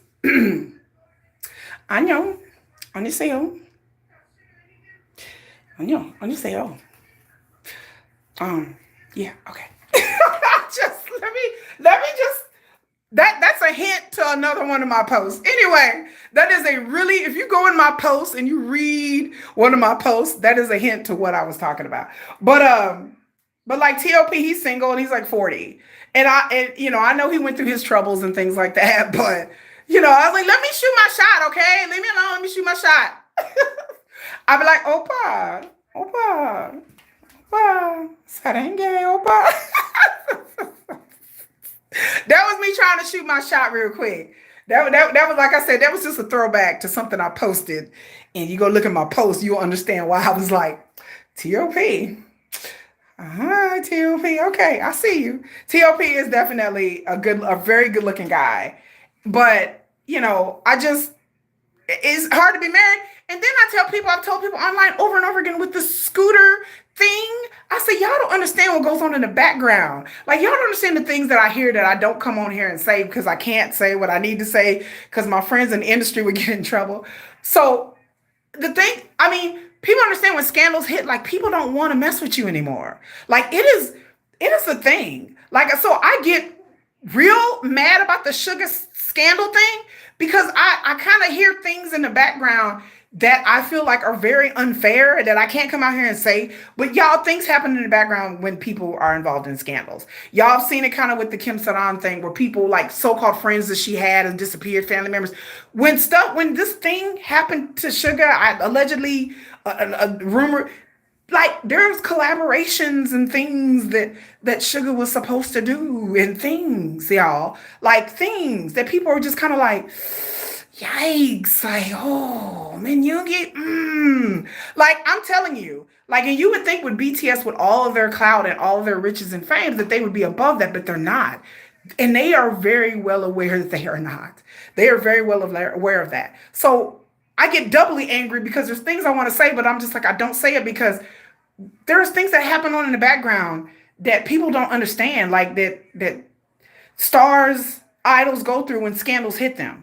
And when it's something very small that people usually get over, when that scandal, that scooter thing hit, baby, best believe people were talking.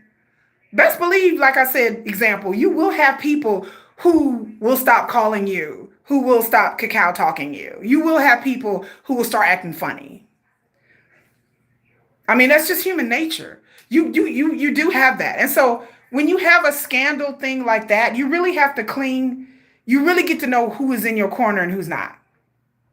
So I can understand during this time that what BTS Taro said that there's somebody that kind of came forward and was like, I'm going to help you through this. I could see this being an ex-girlfriend or an old female friend or somebody that he's possibly dated or been with coming forward to help him, and him being very appreciative of that, because you may have other people in your life that you may be dating, you may be seeing or dating or talking to, and they may run for the hills and they may be like, I don't want this stink all over me. You ain't ruining my reputation. And they may run for the hills. So, you just have to go with the people that are going to stick by you through thick and thin, through the good and through the bad. And that is very hard to find in the entertainment industry in America or in career anywhere else.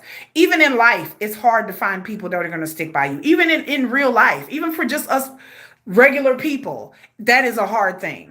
So when you find people that really stick by you when you're going through tough times, you have to hold on to those people because your own family members will turn against you. Not saying the Sugar family members did. I don't think his family didn't do nothing like that. Not that I've heard. But I'm just saying that in general, like when these stars get in trouble, they have family members that turn against them. And they have people that just start just distancing. They're like, oh yeah, we're cool, we're good. And then they don't hear from them anymore. Or we're going to work together and then they don't collaborate with them. It's very heartbreaking, Oh yeah, BTS Tarot. That's the best channel. If y'all don't know BTS Tarot, go to BTS Tarot. I talk about your channel all the time. Like I come on here and be like, I talk about Hive Boy, I talk about BTS Tarot, I talk about Asian Entertainment and Soul Light TV. I said, BTS, y'all don't know BTS Tarot. BTS Tarot has one of the best tarot channels of BTS on YouTube. I've watched a lot of them. I tell y'all, my last live stream, I watch a lot of tarot and I'll be like, no. And then I watch BTS Tarot and I'm like, I said, wait a minute, let me watch this one. I was like, okay. I said, now this is somebody that I'm like, all right. I'm like, I can get with this. I said, so that's why I subscribed immediately. Because I was like, okay, yeah, I get it. Okay, yeah, because a lot of stuff that I see with tarot readers, it's not culturally appropriate. And it's not something that I'm just like, no, or things that I know, I'm like, I'm like, no. So the things that I do know I have heard, BTS Tarot has said these things, the things that I can't say on my channel. She's a tarot channel, so it's entertainment purposes only. But there's things that BTS Tarot has said on her channel that she's done tarot readings for the boys that I totally can. I've come in the comment sections, like the stuff with the JK stuff. Y'all know I'll come on here and say stuff about the JK stuff. Y'all know I tell y'all what I hear in these Korean streets about JK, about his time in the military. Y'all know I've heard, and people have debunked rumors, and I'm telling y'all, I said, y'all, where there's smoke, there's fire. And I'm like, I'm telling y'all, I was like, there's something going on. So when BTS Tarot says it, I'm like, I'll be sitting there watching the videos going, good job. Yep. And I'll be howling. I'll be screaming at my TV when I watch it. Or I'll be at the gym with my headphones on the treadmill. And I'll be wanting to scream so bad. I'll be like, yes, yes.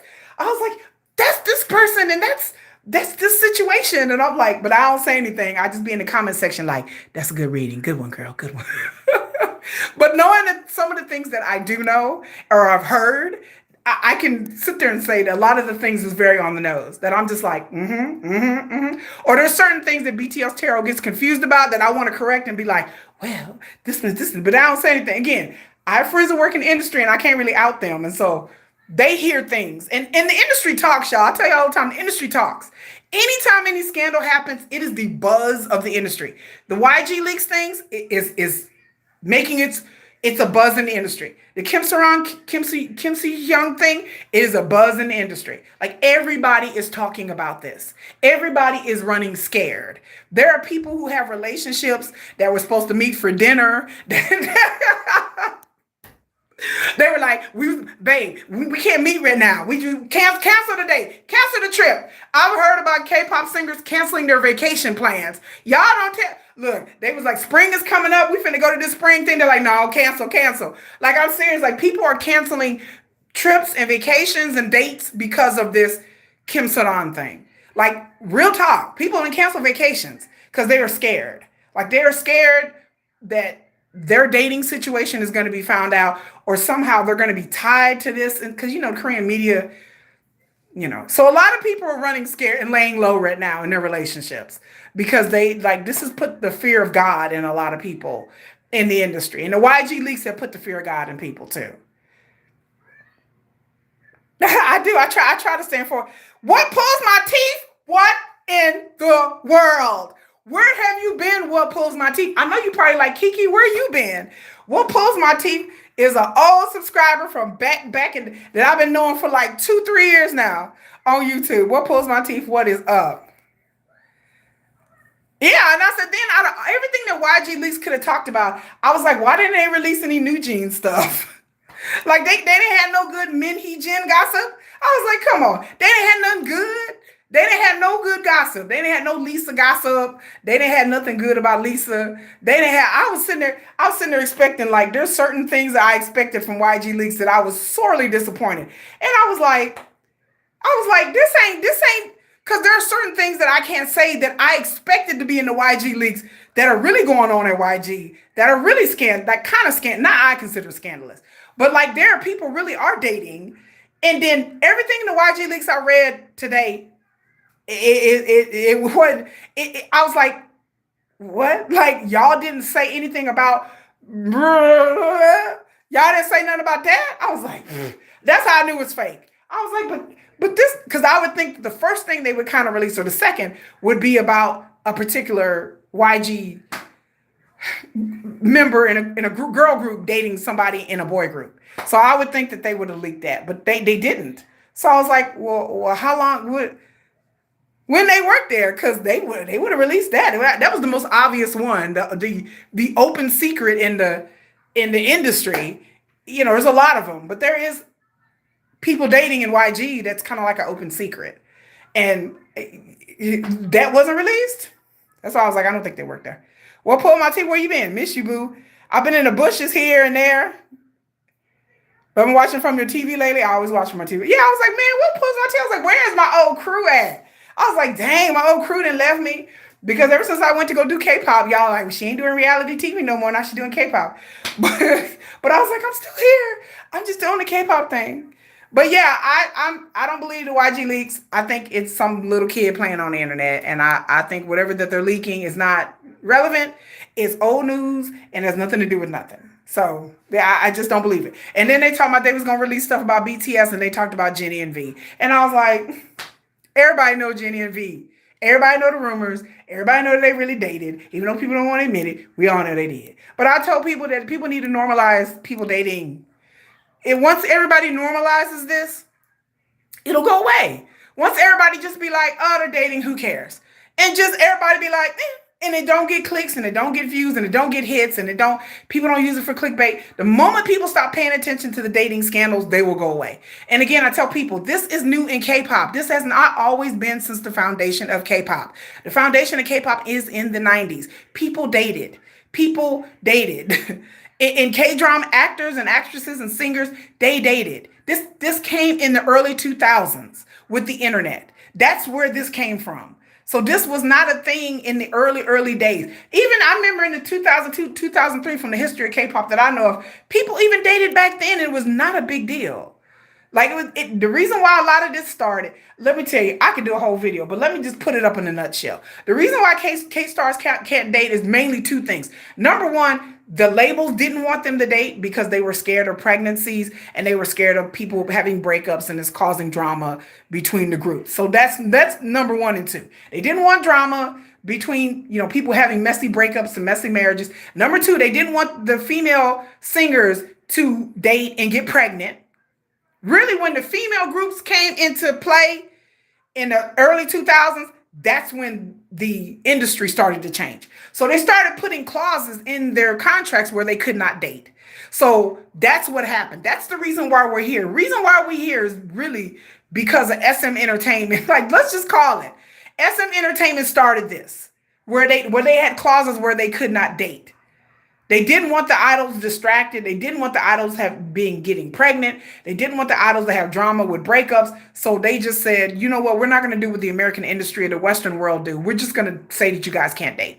That's where this started. The other part of this that people don't talk about, it's really insidious, is that the labels, I'm not saying any names, but the labels themselves, multiple labels, would put out scandals in the media to their own groups whenever they would find out they were rumored dating, like behind the label's back. They would do this to their own groups, and they would do this to other groups.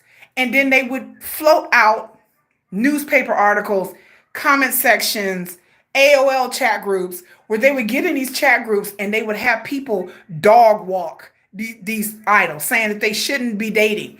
And then once you have that sink into the psyche online, it catches hold.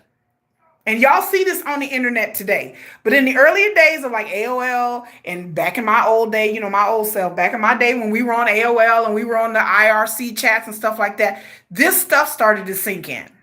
People started, the labels were having people in chat groups and chat rooms, in K-pop message boards, talking about, isn't this awful that such and such is dating? And isn't this going to take away from their ability to do such and such? The labels created this monster. They would have fake people in chat groups. Y'all didn't look. You didn't hear. Look.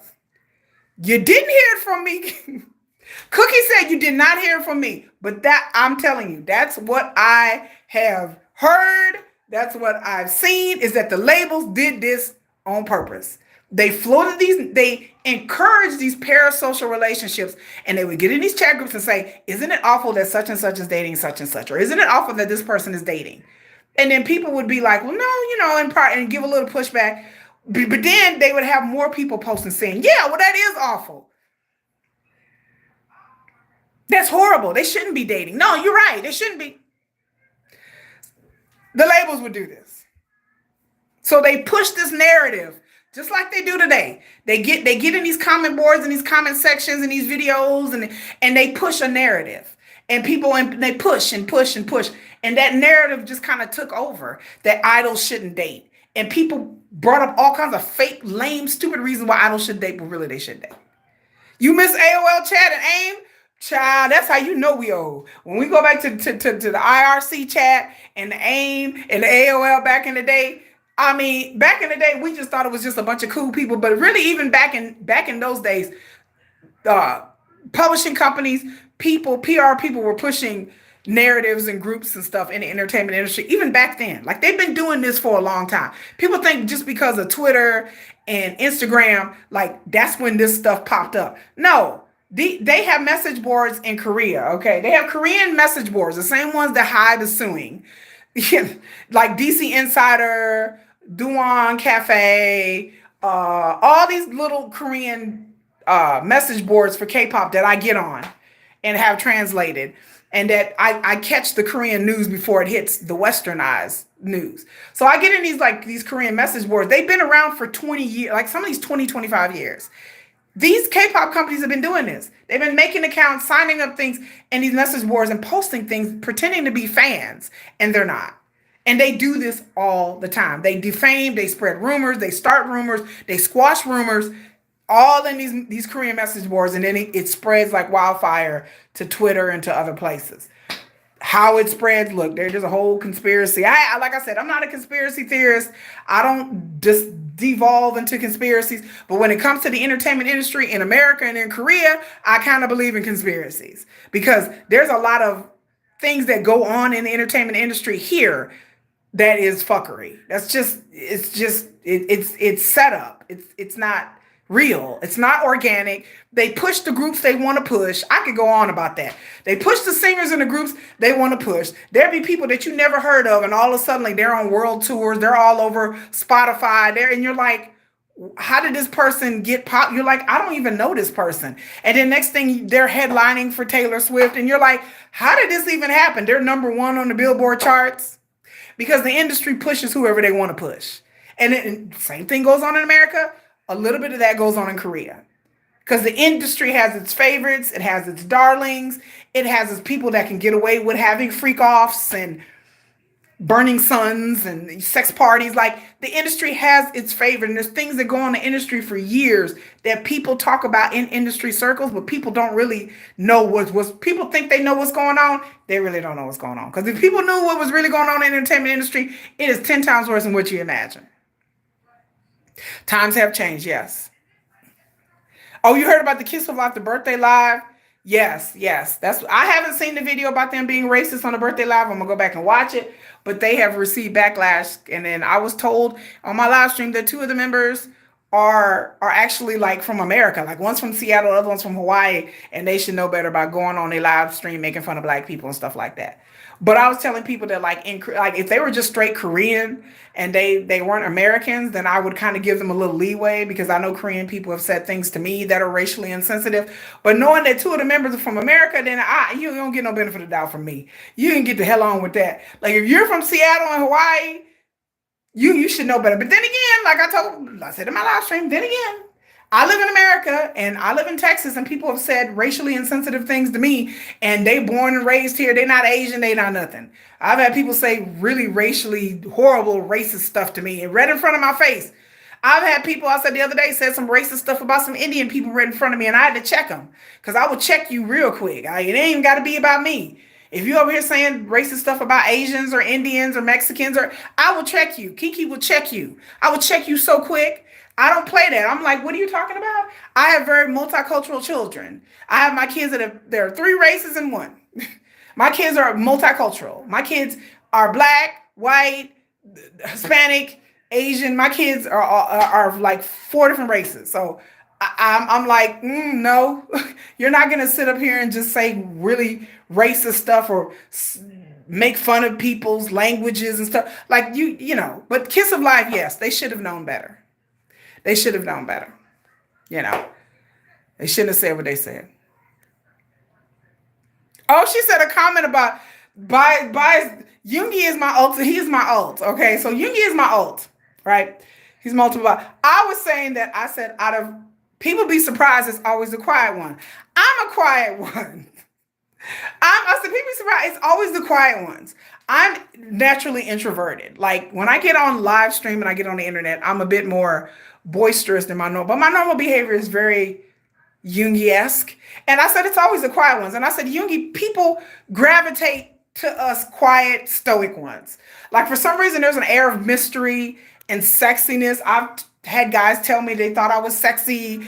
And I was just like, I'm kind of a jerk. I admit it. I'm kind of a jerk sometimes because I'm very like straight to the point, straightforward. But I said Yoongi has this sense of aura about him that is very seductive. And I said a lot of women, I could see them gravitating, a certain type of woman gravitating towards that because he's not only ridiculously good looking man, but he also gives off a very aura of mystery and seduction.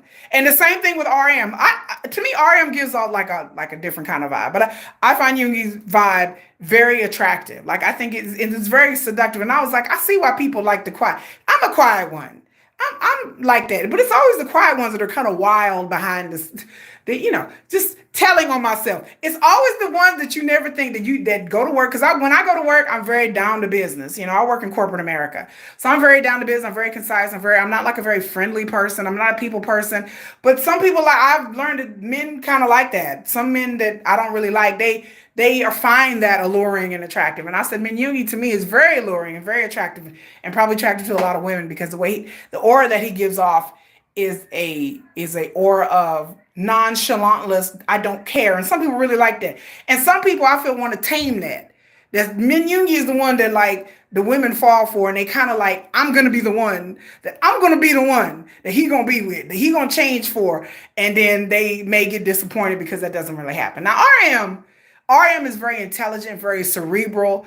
I call him affectionately known as my twin. Because me and RM on the inside have the same type of love of nature and spirituality and all of that. It is passed on to my child. My child, for those of you who don't know, my child's a Buddhist. My child admires RM because RM supposedly is a Buddhist and very spiritual and very introspective. And that kind of reminds me of my son, and that reminds me of me. I'm very introspective and I don't believe in like a Christian God, but I'm very spiritual. And RM just is very intelligent and smart and articulate.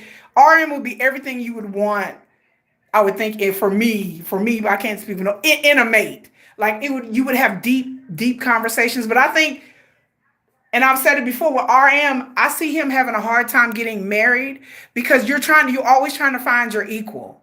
And my sister-in-law told me the other day, Kiki, you're not gonna find that. Like you know me, I'm like smart, and and I care about the environment, and I care about people, and I care about causes, and I'm very empathic, and I'm very intelligent. And I want to talk about religion, and then you get with men, and they're just kind of like.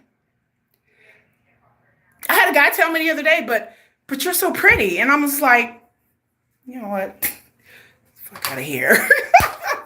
Here I am talking about the environment and like, radiation and about economic systems in the world and how we need to fight injustice.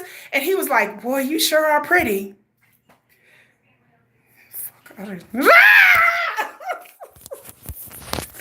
how I felt. I'm like, that's what you got out of that?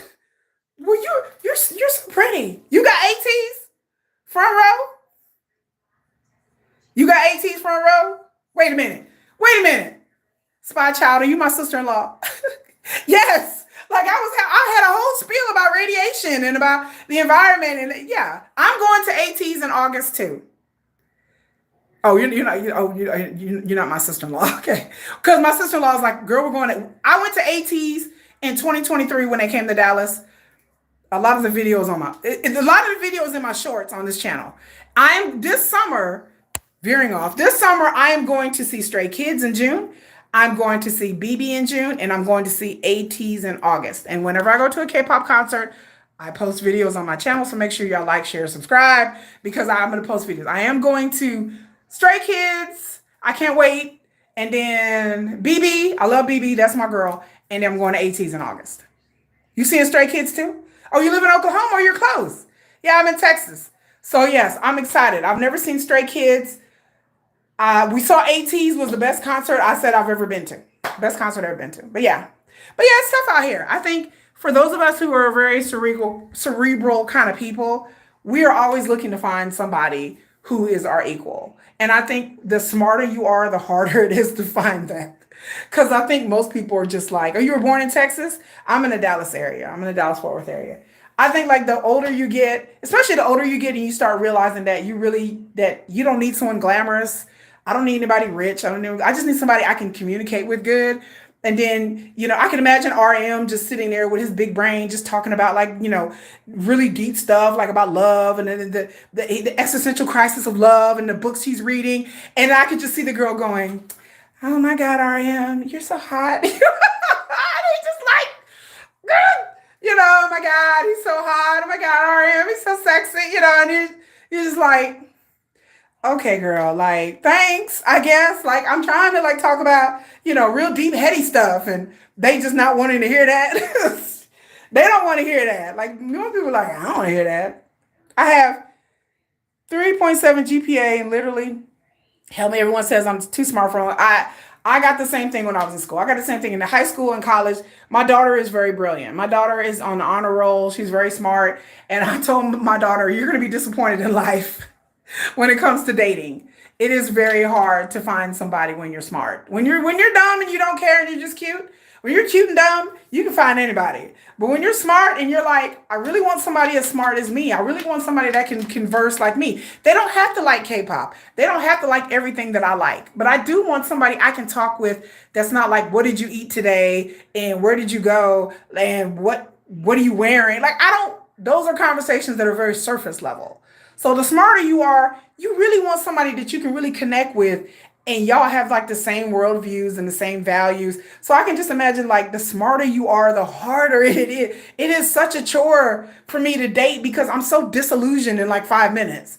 Because the moment a guy opens his mouth, I'm like, yeah, okay, like when he start talking about some reality show or something, I'm just like, okay, that's cool. We'll move on. And I'm watching science shows and I like science fiction and I watch things about like the metaphysical and religion and tarot. And they're looking at me like, and I'm an artist. I'm an artist, y'all. And so I talk about my art and I write and I'm like, I write, I do art and I have stuff in art galleries and I've been on TV shows.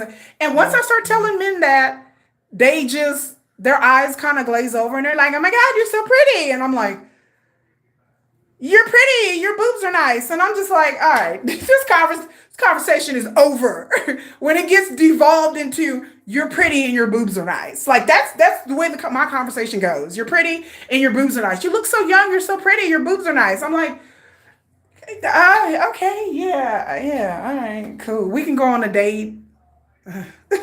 While I sit there and you tell me how pretty I am and my boobs look nice. Like, I'm just like, And so I'm just get to the point where I've been single for 2 years and I don't see that changing anytime soon. So you smart people out there, y'all watch out. You got to dumb down. And I refuse to dumb down myself. My friends like, just dumb yourself down. Don't talk about, existential crises on the first date. I was like, I can't help it. That's my personality. I want to talk about stuff. I can't make small talk like, what'd you eat? Like, oh my God, look, those are some nice shoes. Like that's fake me. That's not the real me. Like I want to talk about real stuff. So it's hard out here. So I've just learned to like keep my peace, lay low, concentrate on my writing, concentrate on my YouTube channel, concentrate on BTS. That's where I'm at now. Like when it comes to my social life and my love life, because these streets ain't streeting. They ain't not streeting out here. Well, Pulls My Teeth said, come on, nice boobs. Oh, you're journalism? I have a degree in journalism. I'm a journalism major. You can relate to Yoongi way too much. Me too. I'm very low key. I'm very non-emotional. I'm not very affectionate. I'm very not affectionate. Like I'm not gonna be hugged up with you and tell you I love you every 5 seconds. I'm not Jimin. Like I need, on some levels I need a man like that. Like I need a man who's like kind of like affectionate and loving and flirty. I see value in that. But no, RM is more my speed. Even though I love Yoongi is my lust and my desire, and it's like all of my base energy goes to Yoongi. Like I try to get away from it. Like even when I write BTS fan fiction, y'all, I've been writing, I was like, okay, I'm gonna write stories about RM. And I'm like, okay, I'm gonna write this fan fiction about RM. I even put it in my post. I did a short little story with RM and I'm like, oh, that's nice. And then I'll be writing about RM and the next thing you know, I will stop and be like, I'll come back to that. Let me go over here and get up on this Yoongi story I was writing. And then 3 hours later, I've written like 8 pages. Because that's where my spirit goes. My spirit is with Yoongi. All of my creativity is about writing his like fan fiction with him. I've tried to write the other members and it just doesn't flow. Like I said, I've been trying to write RM stuff because somebody asked me, "Won't you write some stuff with RM?" And I was like, "Yeah, I love RM." But then when I go write the Yoongi stuff, it is like, you can tell the difference in the writing. It's more intense. It's more detailed. It's more intense. People enjoy it a lot more. My other stuff I've written, people are like, "Oh, that's cute. That's not." But some for some reason when I write the sugar stuff, people really feel it. People are like, "That's such a good." Like I wrote a story that had people up here crying. Like I wrote a BTS story a couple months ago about Sugar and BTS. People was like, "Girl, testify." They was like, "Oh my God, testify." I was like, I know, right? And then I write a story about anybody else, and they're just like, "It's all right." You said RM and J Hope were your ideal type? Oh, J Hope is not my type at all. J Hope would be the type I'd be. You talking about opposites do attract? Girl, like I told everybody, I said, there are men that you marry, and then there's the other ones. What pulls my teeth? You know what I'm talking about. There's the dude that you settle down with, and you're like, "Oh, he's so kind." But then, everybody got that one ex-boyfriend that you know damn well he ain't shit. Okay? He ain't nothing. He ain't never been nothing. He ain't never gonna be nothing. He won't even treat you good half the time. You like, I gotta beg for this man's attention. But then when you two are together, it is like fire. You're like, I can't get over this situation. I had a relationship with somebody like that. I dated a man like this. I spent 6 years in a relationship with a man like Sugar. That he met none of my emotional needs, but the chemistry between us was so insane that it's like I tried to walk away and then he would bring me back in. And he ain't good for you, girl. He ain't. They be like, all my friends like, "Girl, he ain't." But you be like, but it's just the chemistry is such like, I have a primal need for this person. And that's how I was with my ex. My ex was very stoic and not emotional and not affectionate. But there was something very about him that I really was like, I don't need, and it took me a long time to break up with him, but we broke up. I mean, I ended it. But yeah, it's like, it's the same thing with that Sugar thing. It's like, that is the type of dude that draws me in so bad. That be having me just knocking on his door. And I don't never do that. I be like, "I'm at the door, you okay?"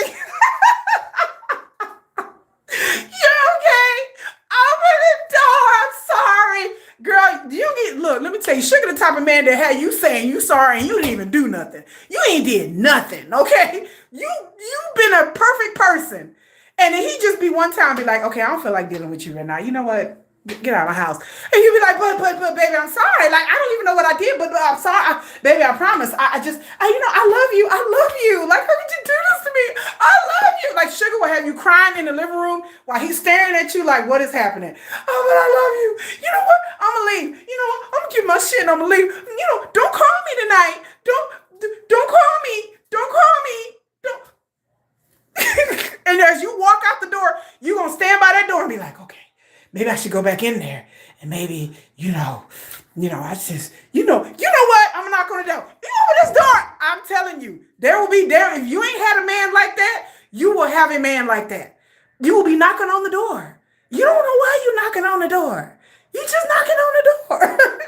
You don't know what this man then did to you. You're like, and you normally don't even go out like that. You're like, "I ain't no punk. I ain't no punk. I ain't weak. Like, I ain't just make you. I ain't. Yeah, I'm gonna tell him. Girl, you be like, "Baby, I'm sorry. Baby, I'm sorry. Baby, come on, baby. Not gonna stop playing."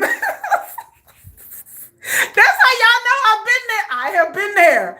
And Sugar's that type of dude. He be like, "Baby, stop playing. Stop. Like, oh, you ain't gotta be mad at me like that. I ain't do nothing. I ain't do nothing.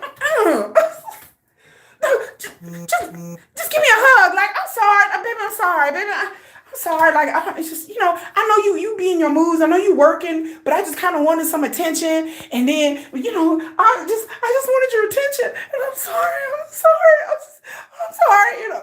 That is insane. That is the kind of scene you will have with Sugar. He will stare at you and be like, "Are you done?" "Okay, go over there and sit down. Just I'll be done in a minute. Just go over there and sit down. Just, you done? Are you done? Yeah, I'm done. I'm done. I'm done. Okay, just go over there and sit down. I'll be done in a minute. You will be going through it. That man will have you just all out of pocket. You just be doing things you ain't never did. You just be like, I ain't. And then you be telling your girlfriend, I ain't dealing with him no more. That's right, I ain't dealing with him no more. He went on tour. He didn't even call me, girl. That's right, girl. He didn't even call me when I went on tour. I ain't got time. I ain't got to do to deal with him. Girl, he ain't shit anyway. He think he all that. And then the moment he come off tour, you be like, baby, Opa, oh, I'm so happy you're home. Oh, and then your friends be like, well, what about he didn't even call you when he was on tour? Girl, shut up. Girl, shut up. Girl, shut up.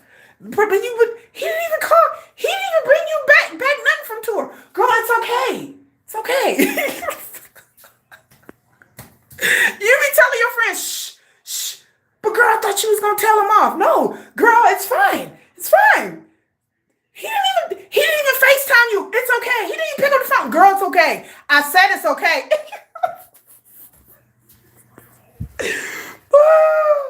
That's from personal experience.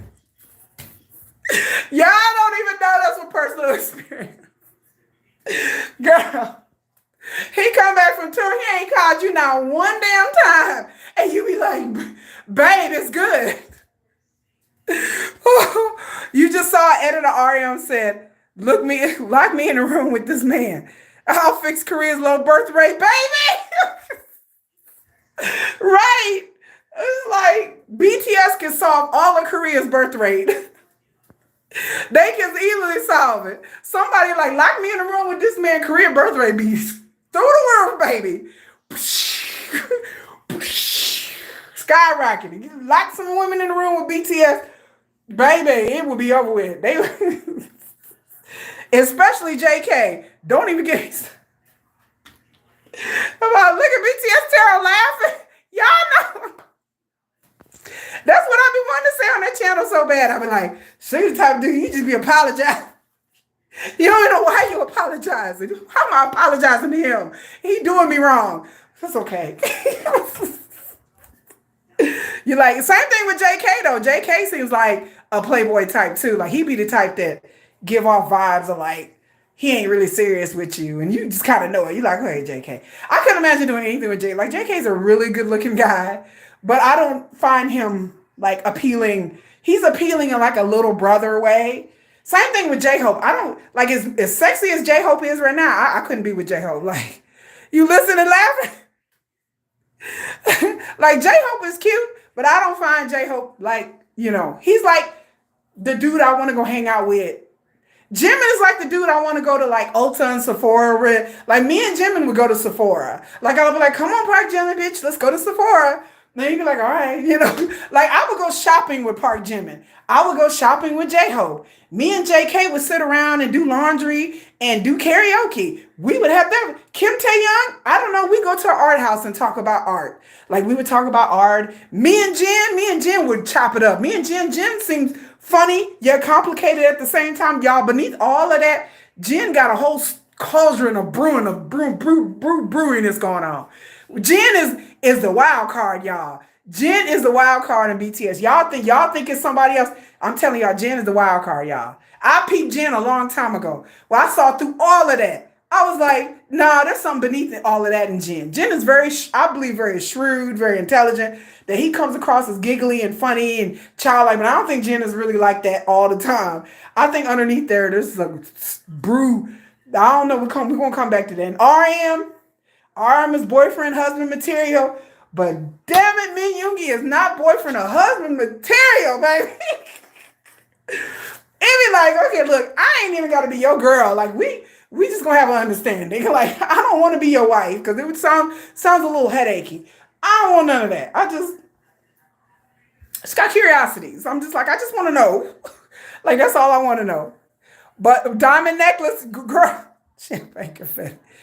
Jen has grown on me so much because underneath all of that, there is a storm brewing with Jen. Sock Jen is complicated. There's more to Jen than what he puts off. They're just like J-Hope. J-Hope is outgoing and flirty, but there's more to J-Hope. I think J-Hope is a very shrewd business person from what I've known. J-Hope is a perfectionist, hardworking, all the qualities that are admirable. But Jen is the wild card. Like beneath all of that childlike exuberance, Jen is something else. Jen is like, Jen like, I ain't finna get no girlfriend. I ain't got it to do. He like, no, he like, no, no. And then just imagine Jen being like conventionally Korean handsome. All the women like Jen. Because Jen is conventionally Korean handsome. So Jen attracts all kinds of women. Old women, young women. He attracts them all. So just imagine Jen is just like, no, ladies, y'all have a good day. I'm sure them women be throwing themselves. I be flirting hard in Korean. You know, Korean, like they're very reserved. And I'm sure like they be throwing it at Jen. They be like, oh Jen, oh Jen, oh hey Jen. They would just be flirting hard with Jen. I'm sure Jen just be like, uh, yeah, okay, that's nice. You know, and Jen just be gone. I said, oh no, Jen gone. He done did it to another one of them. Like Jen just be like, I ain't. I said they be trying so hard to get poor Jen. Jen just ain't met the right one yet. He'll meet the right one day. But I think all the other time he's just like, like like no, and then he be trying to fight with himself, like, should I, shouldn't I? Maybe, I don't know. Nah, I ain't gonna do it. Jen be like, I'm out. And just run away. I think Jen is scared because he don't want no scandal. He don't want his heart broken. He don't want his money taken. He don't want none. It's just too much for Jen. Like, he's just like, no. So I've learned to appreciate him. Jen will be the last person we'd expect to put out a sexy anything, right? If I ever see Jen put out any kind of sexy song, I'm gonna clutch my chest and I'm gonna fall on the ground. I'll be dead because I'll be like, what? Jen didn't got into his sexy era? No, Jen. Sock Jen is in his sexy era, y'all. Jen will come out here. Jen will come out here and show a little. He gonna put on a tank top. He gonna show a little neck. Like Jen, I would just die. Like I would just be like, no, Jen being his sex. There's just some members of BTS that are just very reserved and that doesn't embrace their masculinity and their sexiness. Suga is very reserved. Suga, believe it or not, Suga is very reserved. Like he's very like, reserved. The day that Suga come out and be like, you know what, I got my sexy eras here. I mean, he kind of went there. He went there with D-Day. He kind of like branched out and he was like, but to me, Suga's always been sexy. Like even when he was short haired and he had a different color hair, I was like, no, I was like, he's cute. I was like, which one is this one? My sister-in-law liked this Suga. I said, I said, I like this little quiet one right here. I said, oh, I like him. I said, I said, oh, he gives off a good vibe. He gives off the kind of vibe that I like. And then my sister-in-law was like, yeah, okay. I was like, girl, I said, he gives off a very sexual kind of aura. To me, Suga gives off a very sexual aura. And I was like, it's that one. I said, I like that one. I said, that's the one I like. And then they were like, oh yeah, he raps. And I started listening to his music. I was like, yep. I was like, this one's my bias. So the one that gives off the vibe, the very like sexual aura. I said, that's the one I like.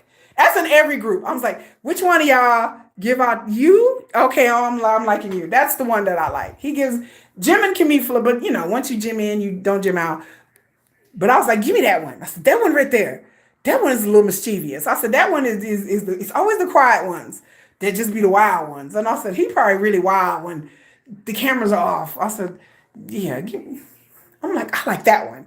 Sugar, yeah, give me that one. I'm like, give me that one. That's the one I like. And that's when I was like, yep, I'm gonna be with this one. Like I'm gonna roll with this one. Short hair Sugar was so cute. Short hair Sugar was so cute. So you said Yoongi with the mullet era needs to come back. I don't care what era Yoongi in. It can all come back at the same time. They can all, have a day, this day. But I do say my favorite era of Sugar was when he had the ginger colored hair. There's Weverse videos online, that all the members have done. But Sugar with the ginger colored hair, baby, let me tell you, I cannot watch those Weverse. Like I just be up here like hypnotized. Like I was just like Sugar with the red ginger colored hair, baby. When he was doing it, girl, I can't watch the Weverse. There's two things of sugar I cannot watch. I cannot watch the Marie Claire photo shoot. Girl, I can't. Girl, I need prayer. I need some of that holy water. I need prayers. I need thoughts and prayers on that video. That Marie Claire, if you would pull up my YouTube, you will see that it's like at 1 minute and 30 seconds because I cannot make it through the other minutes. Like I have to watch it in increments because the thirst is real. Like I was like, I can't, because one of my viewers recommended this like 8 months ago and I still have not gone through it. So I'm working my way through it, but I can't, I'm just like, oh, okay, Marie Claire. I'm like, I'm like, okay, got turned off. No, no, no. And then I can't watch the Weverse Live where Sugar had the red hair. I become like hypnotized, or like I'm like stigmatized. I'm like, okay, I just like, oh, there's too much power here. Like, it's just too much power for me. It's too powerful. Like, I'm just like, oh God, okay. Oh God. I'm like, okay, turn it off. Like, turn it off, turn it off, turn it off.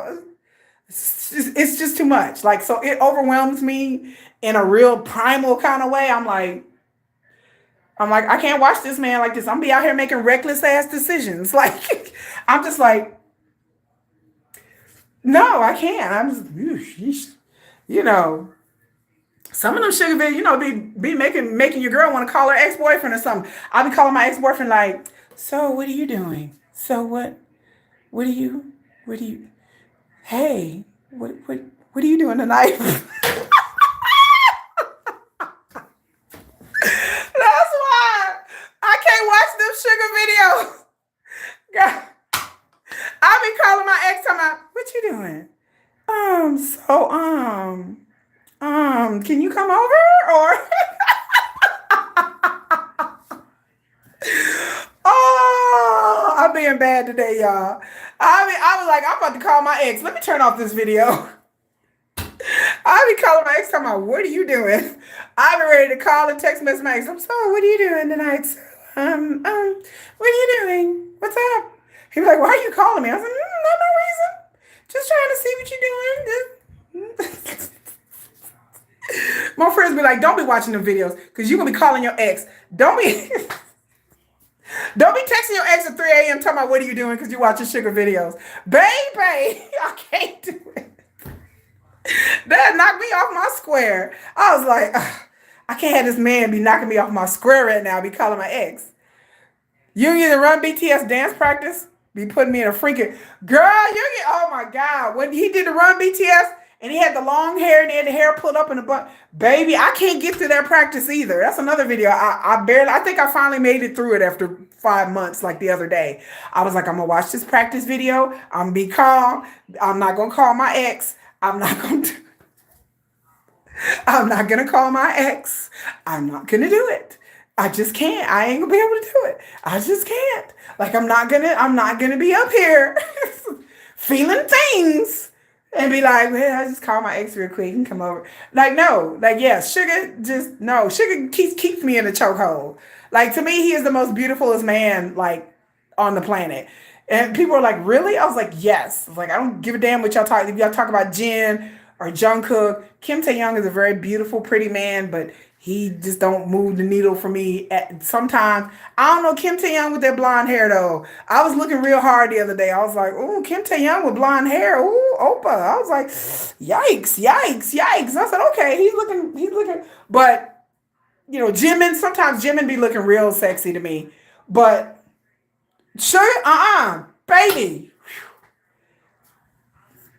My mind, I need to start I need to get the fan out. I can't, my mind be blown. Like I just be like, that's too much. And then like my sister-in-law was like, okay, so BTS is gonna definitely be on tour and concert, and I'm definitely going. And my sister-in-law was like, what are you gonna do when BTS goes in the concert? What are you gonna do? I said, girl, probably get arrested. Girl, don't play with me. I'm gonna wear my Marry Me Yoongi sweatshirt. I have a sweatshirt that says Marry Me Yoongi. And I said, and she's like, what are you gonna do? I was like, I don't know. I said, girl, just have Venmo and bail money ready. I don't know. I might rush this. Y'all may see me commit an international incident. Like, you gonna sit there and you're gonna be like, isn't it the YouTuber? Did she just rush to stay? Oh, she just rushed to stay. Oh, security's taking her off. Like you may see me rush the stage and security knock me upside the head and drag my ass off. That's what y'all may see. Because I don't know what I'm gonna do. I've never been to a BTS concert. I don't know if I'm gonna be in the same airspace as Sugar. I don't know. I don't know, y'all. I'm just preparing y'all. I don't know. Look. My urges made me get the head better of me, and my head will go right out the window, and I'll be thinking with other parts of my body, and I'll be just run for the stage. My sister-in-law like, don't do that. She's like, I don't even know you. I don't. She's like, I'm gonna disavow any knowledge. I was like, girl, I have bail money. Just get me out of jail. Just call my kids and just be like, your mama went to jail. She rushed the stage. I gotta go get her, and we kind of knew this is I'm gonna come on here and have like a whole like cash app.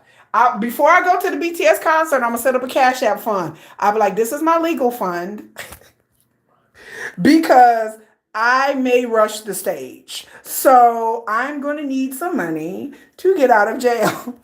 I'm gonna preemptively start a cash app for you so you guys can cash app me and give to my legal fund. Because I don't know what's gonna happen when I'm in the same spot. Like if they ever had like a fan meet and greet, I lose my mind. Like I would literally lose my mind. Like I would like black out and wake up and be like, did I even meet Sugar? They'd be like, yeah, girl, you met him and everything. Like you gave him a hug. I was like, I don't remember that. Like I would literally like black out. Like I don't know what I would do in presence of this man. Like I don't know. I would get real nervous and I'd probably like back up and freeze. You know, I don't know. Tay is the kinetic. Tay was looking good in you. In on. Tay was looking good. But like I said, Kim Tae-young is definitely furthest away from my type of man. He is way too ethereal, and Kim Tae-young gives off a very spiritual vibe. Like he gives off like he could be like a cult leader maybe. Like he gives off a very intuitive, spiritual cult leader kind of vibe. And I mean that in a good way. Like he gives off a very like tender-hearted, sweet, like Jimin. Him and Jimin give off a very like they want love, and they may go about it in the wrong way, but they give off a vibe of them wanting to be loved and want to give love, especially Jimin. Like Jimin, sometimes I feel bad for him because I really do think that Jimin really wants to be loved, like desperately wants to be loved. And there's nothing wrong with that. And you would think that Jimin, it would be easy for him to find some, but again, I said with BTS, I think it's problematic for all of them to find somebody that's not like a fling. But Jimin and Kim Tae-young are not my types. Like they're undoubtedly gorgeous, gorgeous men. And some people love that aura. Jimin is very flirty, and he seems very sweet and kind of shy. When he gets real shy, it's very endearing and sweet. But that's not my ministry. Like that's not my thing. I like my men a little bit like, I like my men a lot dominant, very like, kind of grumpy. Like I kind of like I'm attracted to very logical, hardworking men who are doers. I like men whose love language is doing. I don't like the talkers who try to flatter. I like a man that does things.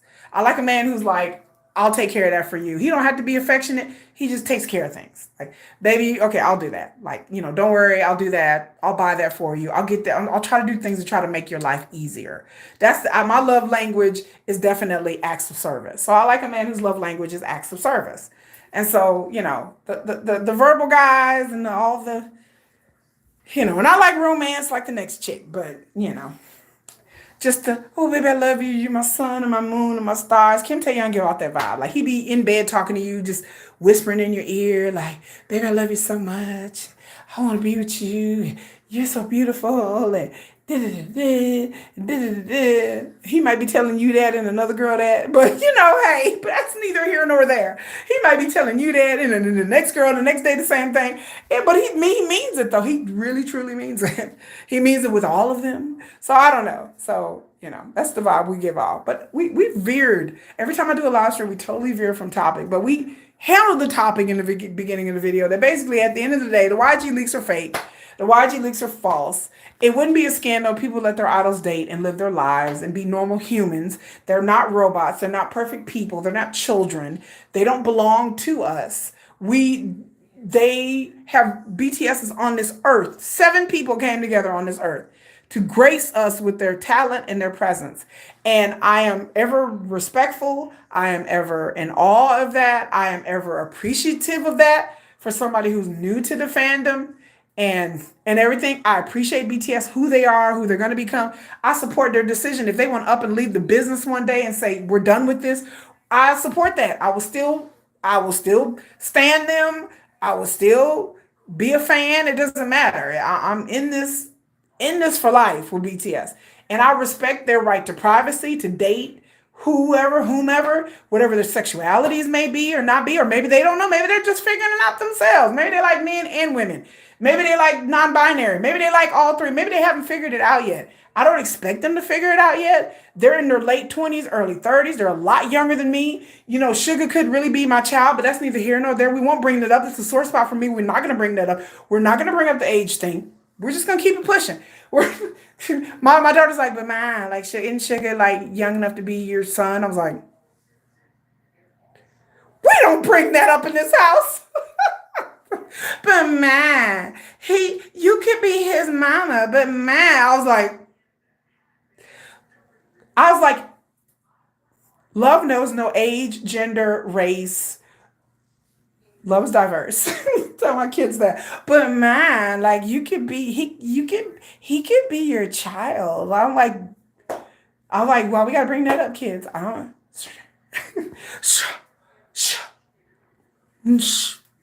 No, you are my kids. Y'all are younger. You're 15 and 11. But shut up. Get out of my room. I can't start kicking my kids out when they bring up the age thing. But I want them to grow into maturity. They're in their 30s and they have a long way to go.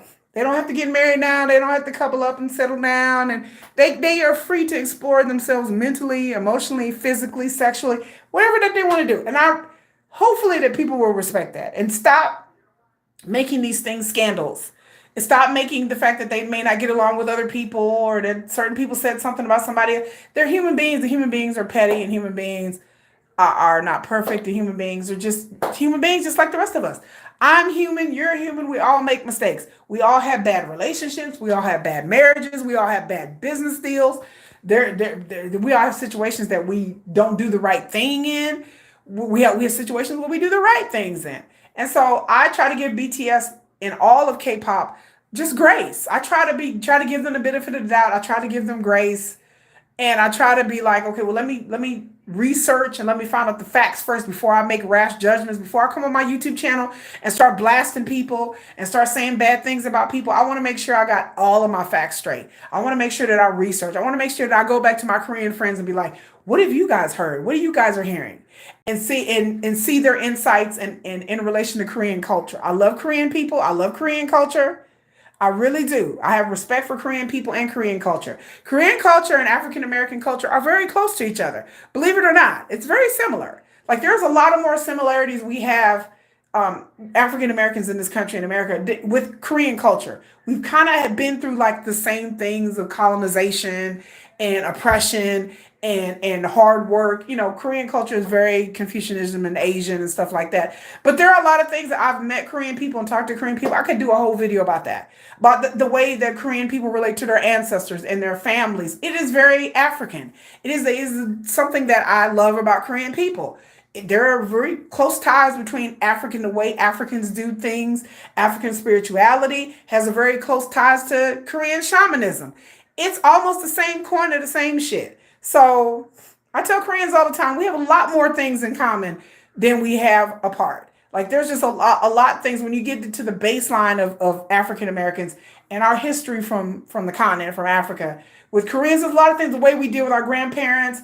I could go on and tell y'all, there's things the Koreans will say words and things. And then I was like, what does that mean? And they tell me, and I'm like, I say the same thing about my mama. Or I'll call my grandma that too. Or I'll call my brother that. Or yeah, we have, there's cultural things and how they deal within their families that are very close to how Black people, we deal with our own families. So there is close ties and there's beauty that I feel in the Korean culture. That's the reason why I've gravitated to studying Korean and going to Korea, because I feel like it's not that far off. Besides K-pop and K-dramas and all, besides just the entertainment, there's a cultural and the historical aspects. But I want, K-pop to thrive and change, and the business needs to change. But it starts with the fans. The fans have to stop making things scandals. The fans have to stop jumping on every trend, and every time somebody posts something and it goes viral, and here goes everybody. Then a day or two later, it turns out it's debunked. So people then got upset and got riled up over absolutely positively nothing that they shouldn't have got riled up. And that's what I said in my last live stream. So I want K-pop fans, even though I know y'all young, but there's a lot of young fans and a lot of different fan groups, science fiction, fantasy, other music genres. It just seems like for some reason K-pop fans are so quick to jump on certain things and just be toxic as hell. I don't celebrate or like the toxicity in Korean media, in Korean fandom, in Korean society. I don't celebrate that. I don't like it. And I understand that it's not going to fix itself overnight or fix itself in a month or a day. But I just feel like so many people have taken their lives. Like, I can understand if this is just all fun and games and, YouTube stuff. And I get it. But people in Korea are taking their lives. We already had Kim Son-on take a life, and I promise you, she ain't going to be the last.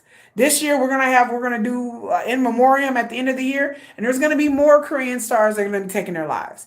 And it is sad. It is pathetic. It is crazy. There's no reason why these people should be taking their lives. There's no reason why these people should be mercilessly bullied and hounded online and in society. There's no reason. Yeah, Moonbit, yes. Sully, Moonbit. I'm like, every last year we lost so many last year, I couldn't even keep track no more. I'm just like, what? I'm just like, okay. We had designers take their lives, actors, actresses, K-pop people, sing. I'm just like, what is happening? And it just seems like every year, just it keeps increasing. It went from like maybe one or two a year. Now every year there's like at least 10. That be young people in their 20s. I'm like, 20s. You ain't even lived life. No kids, no family, no legacy. You just leaving your parents there looking sad and lost. Like, I done lost my child. Like, I don't have any grandkids.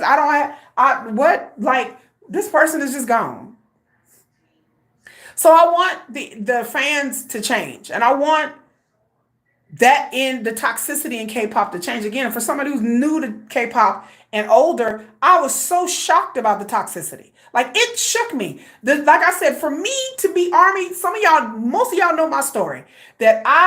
The Minhee Jin and the Adore thing got me to K-pop. I started researching because I didn't know what this was, and I kept hearing it, and I researched. And then once I became ARMY, I was all excited to be ARMY. I was like, I had my light stick. I had my shook. I was like, I am ARMY, yay! And I was so excited to be ARMY, and I was so excited to discover my bias and start listening to his music and his interviews. And I went through all this, and I was so excited. I'm new ARMY. So I went on vacation. I bought stuff in Florida, K-pop stuff. My kids made fun of me like they always do about liking K-pop. July came and 4th of July came and went in America. And I was all excited because I'm like, this is going to be the summer of sugar. It's going to be me and my bias. It's going to be me and Min Yoongi. And I'm going to discover everything I need to know about this person. And I'm going to join Weverse. I was all in until August 6th happened. August 6th happened.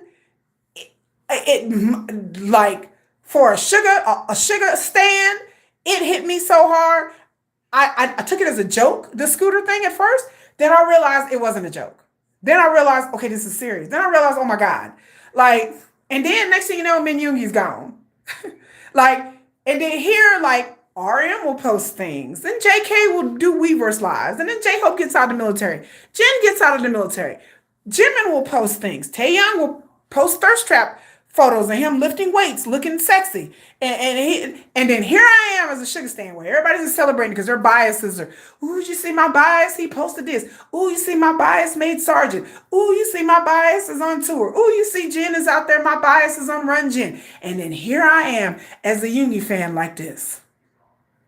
Yeah, that's nice. Yeah.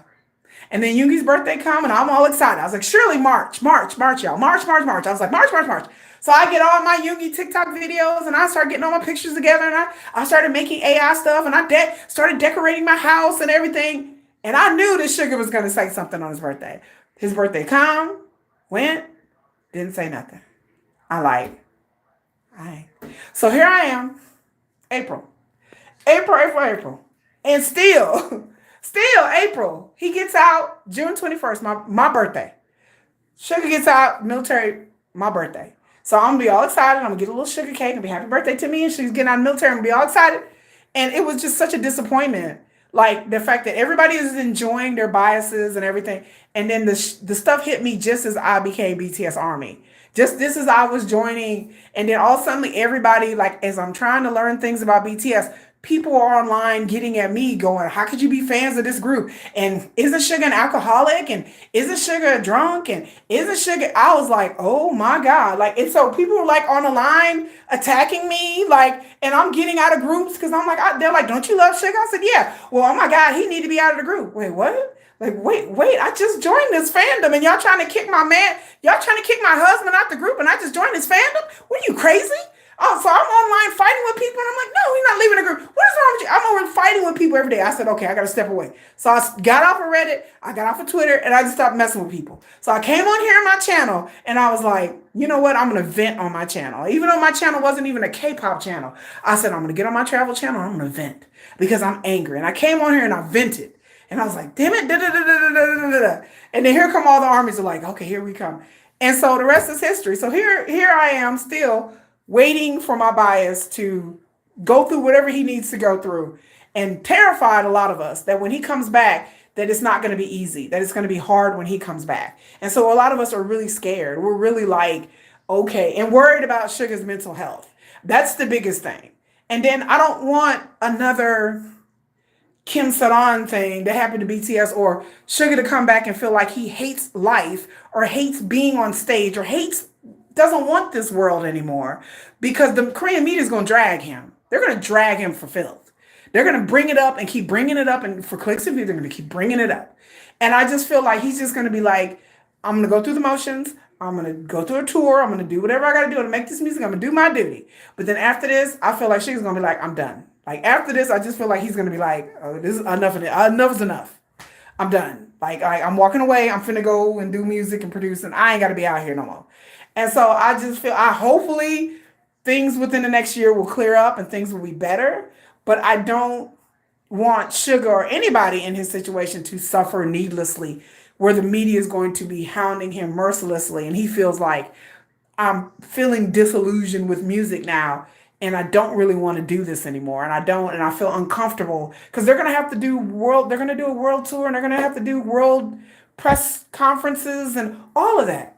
And they're going to line them up there, and some idiot's going to be like, me and Yoongi CC, Scooter, Scooter.